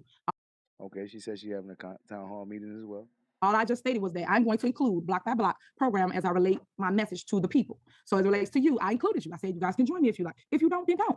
But all I'm saying to you is that, yeah, we all got to talk. Yeah, at a previous meeting, you, Trustee Steve, all said move forward. And then when I did move forward, everybody paused. Don't do this, don't do that. So then I backed up and I kept pulling it from the agenda. Then I said, Board of Trustees, would y'all please add to this, change what you want, put whatever you want into it so we can move it forward. Because all we do is keep talking about it. But ain't nobody doing nothing about it but me. Because I keep putting it up. But no one's structuring anything. So like, what's your ideas for it? What do you want to do with it? No one got nothing. But every time I bring it up, it's just shot down. But no one got no direction on how we should do with the vacant properties. And that's my issue. So that's why I'm asking the board once again. Look at this. You don't hear me ask for no vote for this right now. I didn't even put it to y'all. I just made my little comment and I moved on. I'm saying to you again, Trustee Steve, look at this. Find out what you want to do, and add it in there. I can care less what you want to do, but just fix it. Do it. I'm saying come with a plan. Stop always shooting everything down. And ain't nobody got a plan as it relates to putting the vacant properties back on the tax roll. Yeah. I understand what she's saying, and I agree. How she's saying it to him, he not gonna like that shit. He don't like to be talked to like that. He's real sensitive. He don't like to be talked to like that. And he's kind of like Belcher, like he holds on to grudges, and he be mad for the whole session because of something that happened a couple hours ago. He mad for the whole day. So like he be in his feelings a lot. So yeah. We talk about it, and it goes nowhere. So what I'm saying to everybody on here is, please, guys, come up with some solution as relates to putting a housing program together. I have structure already, is all I keep saying. So now add to it, take away from it, whatever you choose, but come together somehow, some way. It's getting cold. So what we gonna do? Just keep paying the people to go cut the grass, put the bushes down, and we not putting nothing back. We ain't bringing no revenue in the village. We ain't making none go back on the tax roll. You like, man, you lecturing me? I ain't no kid. I'm not no little boy, miss. You're Miss Henyard. I'm trying to tell you, you better stop. I ain't no little kid. You don't need to be lecturing me. We ain't doing nothing. And that's my issue with my board. So that's where we at with it. So that's why Ma'am, might be addressed. Okay, hold on 1 second. Dow's gonna make the statement and then move on with the block by block. But go ahead. Who was that? This is me. No, go ahead. Yeah. Just, and this is just for everyone. I think that we definitely, as you all agreed, as you just agreed with Trustee Steve, we definitely need a housing committee. And in regards to the program, I personally, I've spoken with you regarding some of my changes and some of the things that I think. In regards to the investor aspect of it, that was one of my main concerns. I'll say it again. I think that with investors, we need to obtain the money up front. So I with that portion, I don't think that as a village, we should go into having them flip and then reap our portion after they flip the property or after they sold the property. I think that we should get our money up front and we should be done with it. And then with the housing committee, now that we're going to move forward with having a housing committee, I think that we won't spend as much time on a committee of the whole discussing these type of things, because we already have an idea. Because I hear you saying, hey, trustees, what is it that you want? What is it that you want? We need to move on this. So overall, I think that us moving forward with the housing committee will be the best step to assisting you with moving forward on your program. And again, those changes in regards to the investor part was my main concern, but that's why I am in regards to the program. So I just believe in us having a housing committee so things can run smoothly. And I just believe in us making those changes in regards to what I felt in regards to the investors portion. That's it. Okay. Anybody else before I move on? This is Trustee Brown. You and I spoke as well. So I told you what I disagreed with and what I agreed with. So not true on my end. I did speak to you and let you know my thoughts on block by block. But I'm sure when you have the next meeting, I definitely will have something in writing as to where I want to see this program go. Steve's is the only one that was uninformed here. Everything Steve's was pointing out, she was already with it. Steve's almost made it seem like she was trying to rush something, and she wasn't. She actually wanted to do everything he was saying. He didn't listen to nothing she said. Now he looking crazy because she spoke to Norwood, she spoke to Tammy. Like, she agrees with everything Steve said. Steve spoke as if she didn't, like if she was trying to do something else. But she was trying to basically do exactly what Steve was saying is what she had in mind. He wasn't listening. Okay. All right. Anybody else? Okay, moving forward. Next, we got discussion regarding the usage of the $1.5 million grant received from the American Rescue Act Plan Fund for COVID relief. Okay, I knew that we received the money about 2 weeks ago, and my structure for the funds, and I asked everybody to give their input on what they feel we should do with the money. Just let me make sure everybody understand this, is it has to be COVID related. It can't be for anything but COVID related type situations. So let me elaborate. I structure something so that we can give grants to the small business district and also give grants to the residents of Dolton. What I need from the board of— Okay, so the grant that they get from the COVID relief has to be something including to deal with COVID. So I see why they would want to use the grant money to pay for the COVID test thing, because like we got to spend it on something, and it got to be something COVID related. So you got to just find stuff to spend it on. Trustees is, how do you guys want to go about it, and how much money do you want to give each person? So we can do different things. We can do $2,500 per resident or $5,000 per resident, but understand it to be a limited cap on what we can do. So for the Yo, why, Belcher, why you gotta be making all these faces, bro? Like, her faces is so distracting. Because her faces say a lot. Listen, in the YSL trial, they was telling the prosecutors that they can't be making all those faces and stuff and all these expressions in front of the jury like that because it's going to create bias. Like, they had to come up with a ruling like, yo, y'all can't be, making all these expressions and faces and like in front of the jury like that because they so close to the jury and the jury can see that. And it'll instill bias in the jury. So Kiana making all these faces and stuff, this type of stuff can have an impact, ma'am. You need to be professional with your face. Kiana, can you be professional with your face, please? Damn. And also give grants to the residents of Dolton. What I need from the Board of Trustees is how do you guys want to go about it and how much money do you want to give each person? So we can do different things. We can do $2,500 per resident or $5,000 per resident, but understand it to be a limited cap on what we can do. So for the resident, my thing was we paid their water bills. And the reason why I stated that was because, of course, it comes full circle. It was a way for the village to make money as well. So they benefit by paying their bill, A, and then B, the money comes back into our general fund. So I just thought it was a great idea. So you guys let me know how you feel about that. And then the other way that I thought of using the money was to, of course, it's like Kiana damn near voting before she voting because of all her damn movements. Like she like, you doing too much. Help the business district. So of course, you guys know a lot of them was shut down due to COVID, and you have to prove that you was unemployed or your business was out of business in order to get the funds. That's one of the restrictions that's on the requirements. So I was thinking that we could have gave the business district $5,000, and then you have to put a limited number on the cap. This is 1.5 million. We didn't get all of the funds yet. The other 1.5 comes next year around the same time. So they broke it up into spells. Excuse me. So my thing is, what would everyone like to do? And then something else too, at one of the meetings I had outdoors, the residents asked me to fix their concrete, which is not their sidewalks, but their driveways. I was asking them, what ways would you want us to spend the money? So they said that, they said a flooded basement. And my whole thing was to help the seniors, right? The seniors, due to the fact that they can't afford to get windows or roof.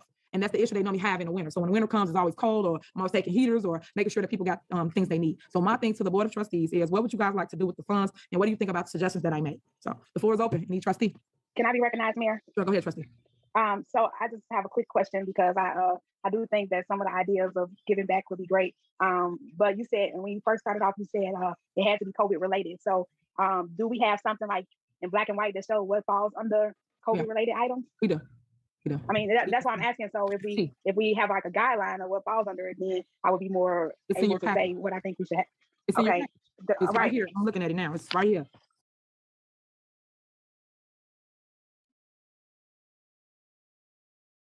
Now, after she asks these type of questions, and then you hear these type of responses, it's like she's holding her phone, right? And she's asking you, hey, I need to know the information about this website. And they be like, I texted to you. And then your phone is right here. And then you realize, I ain't even look at my text messages.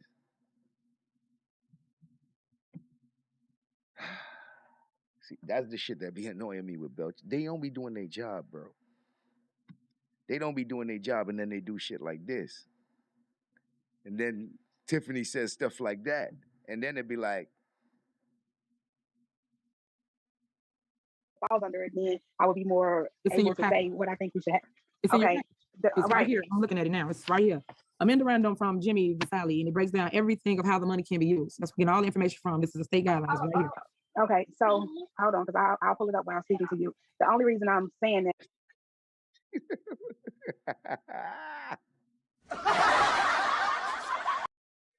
You know, they are literally in a battle, bro, on who could try to prove each other wrong. Literally, they do this every time. Who can try to prove each other wrong? Don't talk about Ms. Belcher always trying. Ms. Belcher is always trying to prove her wrong. Like, I swear, it's like that's her agenda. But this type of stuff be ridiculous. It's like, all right, listen, Kiana, it's in the package. Let it go, Kiana. It's in the package. Just go to the package.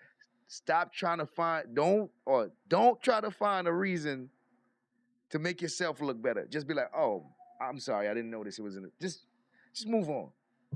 Just move on. Don't try to. You know, all the information from, this is a state guidelines right here. Okay, so hold on, because I'll pull it up while I'm speaking to you. The only reason I'm saying that is because you went from concrete to giving out money to the residents to paying the water bills. And I'm almost sure I did read some of these things. So when you started talking about the water bill, like, would that actually fall under the COVID? That's a great question. Absolutely. So that's what questions you need to ask. Absolutely. You know what I'm saying? But you do got a thing in the package that's got all the stuff in black and white. So, all right, this is the thing right now. Being that we all just learned that Kiana ain't look at this shit.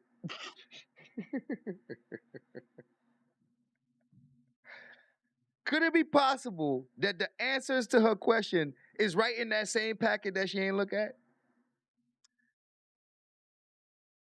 Think about it now. Think about it. Just possibilities. Being that we learned that she ain't even look at the package, right? Or the entire package. Is it possible that the answer she's looking for is right in the package?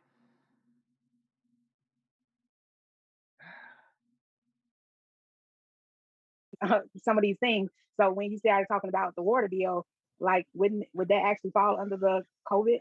Yeah, if you go to page 1, it's on the first page. On You see what I'm saying? You see what I'm saying?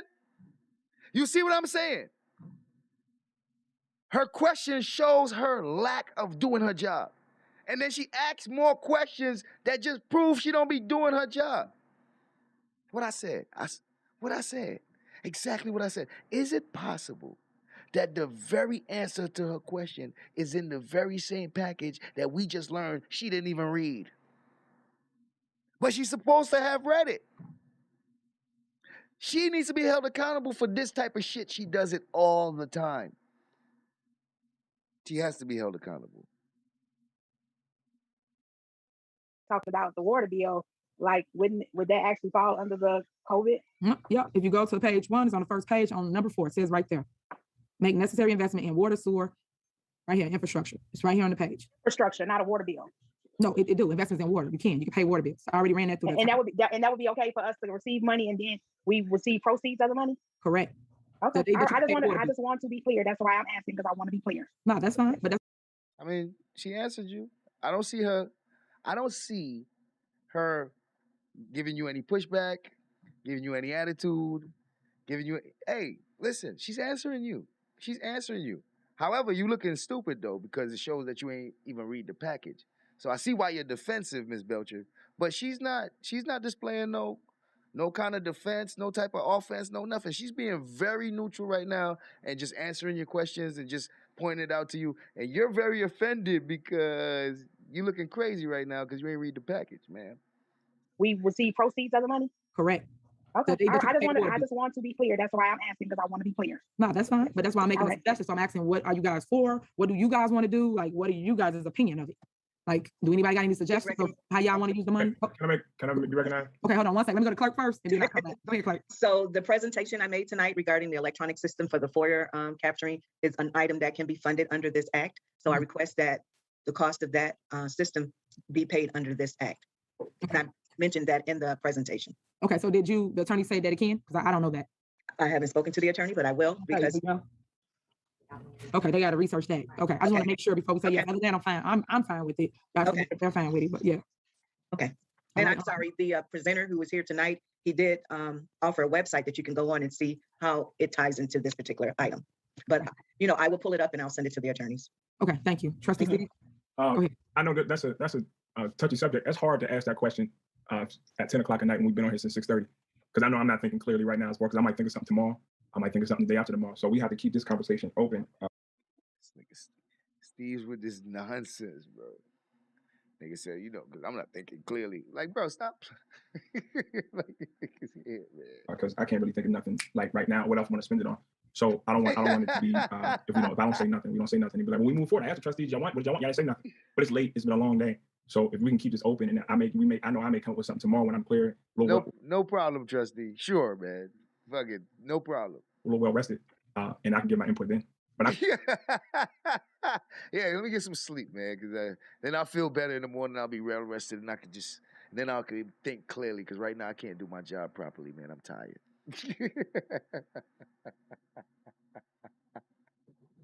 I can't do my job properly right now, man. I'm tired. I've been, so let me just get some rest. I can think clearly. Yeah, right now it's 10 o'clock at night. I can't think of what else I want to spend it on.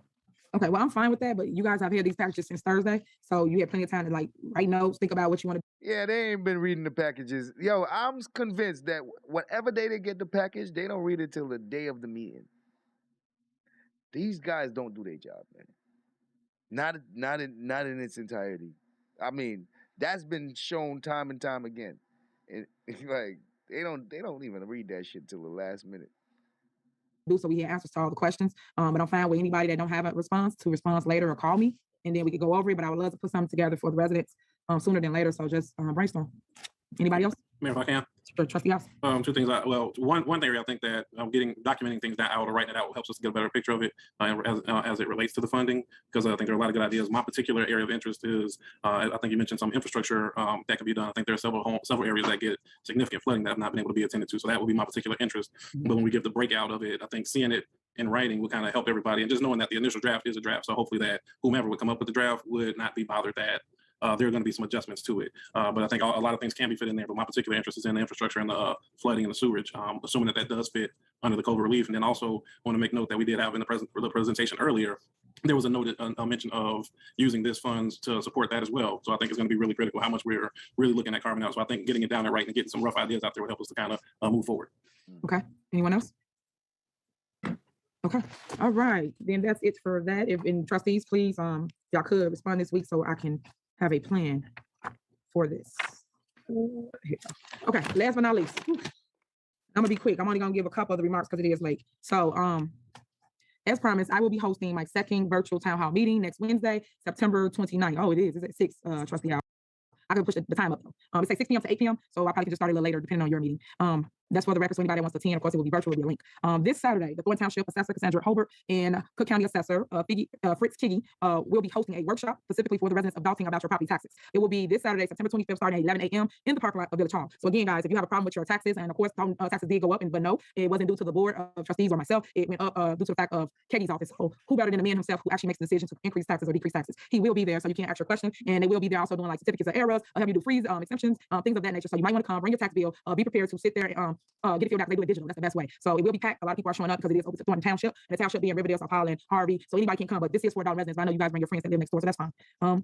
Next month, we'll be hosting a Halloween party for the children of Dolton on Sunday, October 31st. This party will also be in the Village Hall parking lot. More information to come. Of course, I just feel that with Halloween, the kids always get the short end of the stick because it's always cold or rainy. So we will be outdoors with this. We put together some fun in the sun for them, but hopefully it does not rain, but it will be outdoors. I am announcing this early so you can get prepared.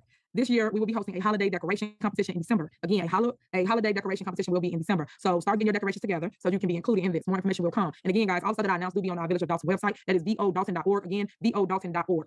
Something else this Saturday from the police department. The mayor, myself, the board of trustees, and Dolton Police Department is hosting its annual Dolton Car Show. The show will be held at Melody Fitness parking lot from 4 p.m. to 7 p.m. This is a continuation of building relationships of the community with the police department, similar to the foot patrols and the National Night programs. So if you guys are available, please come out again. It's at Melody Fitness this Saturday from 4 p.m. to 7 p.m. Fire department. The roofs has been replaced on Fire Station 2, and soon the inside repairs will be done as well. Public Works, if you are aware. Hey, the roofs got replaced on the fire department. Shout out to the roofs, man. Of a broken sidewalk or in need of repair, please forward it directly to Superintendent Stacey Carrell at scarrell, which is Carrel at vodolton.org.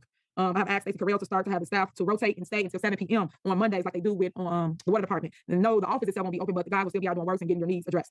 This will permit Public Works to answer complaints that come to us late and we don't have the time to get to them. Once we meet with all the union people, we will notify you guys of when this will start. So right now, they talk to the union because they are in the union as it relates to times. I know they do stay over when it's like a bad snowstorm and things of that nature. So we're looking at doing the same thing. Water department payment center is now open on Mondays until 7 p.m. So again, guys, you're in need of paying your water bill and you get off late. Mondays are the only days that we're open until 7 p.m. I am excited about the Village Hall parking lot, which will be paved or repaved. Should be starting this week or next week, starting Monday. It is an anchor of the downtown area, and it's important that we keep our property values up and make sure we lead by example by making sure our house is in order. So I don't know if anybody have drove past Village Hall, but we have done a lot of remodeling as it relates to putting mulch all around the Village Hall, putting flowers up, little spinny trees, all kinds of things. So also we will put lights throughout the town as well as it relates to Christmas decoration and Thanksgiving.